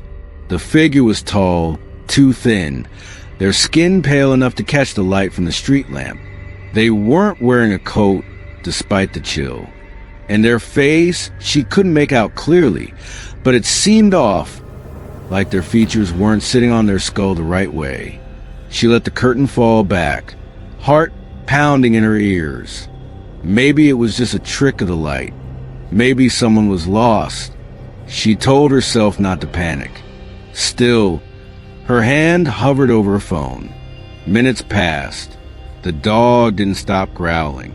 Finally, she forced herself to look again, pulling the curtain back wider this time. She expected the figure to be gone. Instead, they were closer, just inside the gate now. Her breath caught. They hadn't made a sound. She hadn't heard the gate creak open, hadn't heard footsteps in the gravel. But there they were, standing halfway up the walkway, head tilted slightly, as if studying the house. She stumbled back from the window, fumbling with her phone. 911, that was the plan. But before she could even start dialing, there was a noise, sharp, sudden, a knock, not on the door, on the glass. The sound came from the window beside her, the one she had just looked through. Her stomach dropped. They were outside, right there, inches away, knocking slowly, deliberately. She could feel the vibration in the glass. The dog barked like he'd lost his mind, lunging toward the window, but when she finally found the courage to look, no one was there. The yard was empty. The gate was shut, the walkway clear. Shaking, she called the police anyway. When the officer arrived 20 minutes later, she tried to explain what she'd seen, how real it had been. He searched the yard, checked the gate, walked the property. Nothing. No footprints in the gravel. No sign that anyone had been there at all. That night, she slept with every light on. But the worst part wasn't what she saw. It was what the officer said as he was leaving. He stopped at the door, hesitating just long enough to make her uneasy. "Funny thing," he said, "you're not the first person on this street to report someone like that. Pale, quiet, just standing there." She asked him if they'd ever caught the person. He didn't answer. The night started out like any other. He had the whole house to himself, which normally would have been a relief. No noise, no interruptions, just silence and the faint hum of the refrigerator in the kitchen downstairs. His parents were out of town. His sister was supposed to be staying a weekend with friends, and he figured he had a rare chance to enjoy a little peace.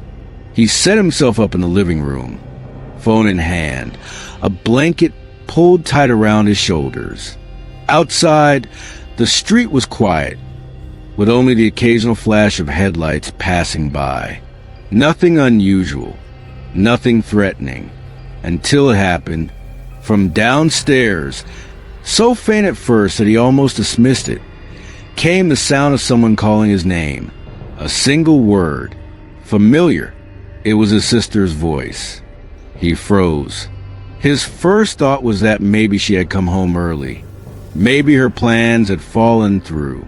It was the only explanation that made sense, because the voice wasn't muffled, wasn't distorted, wasn't something he could brush off as his imagination.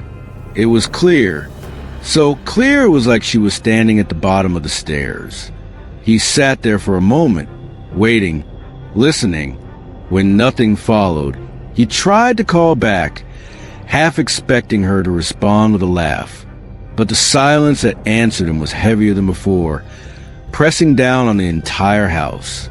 The longer he waited, the more wrong it felt. Grabbing his phone for light, he got up and started toward the staircase. His body moved, but every step felt like a mistake. The air was still thick, like the whole house was holding its breath. The stairs groaned under his weight as he descended, and each creak only made him more certain that he wasn't supposed to be there. The first floor was exactly how he'd left it.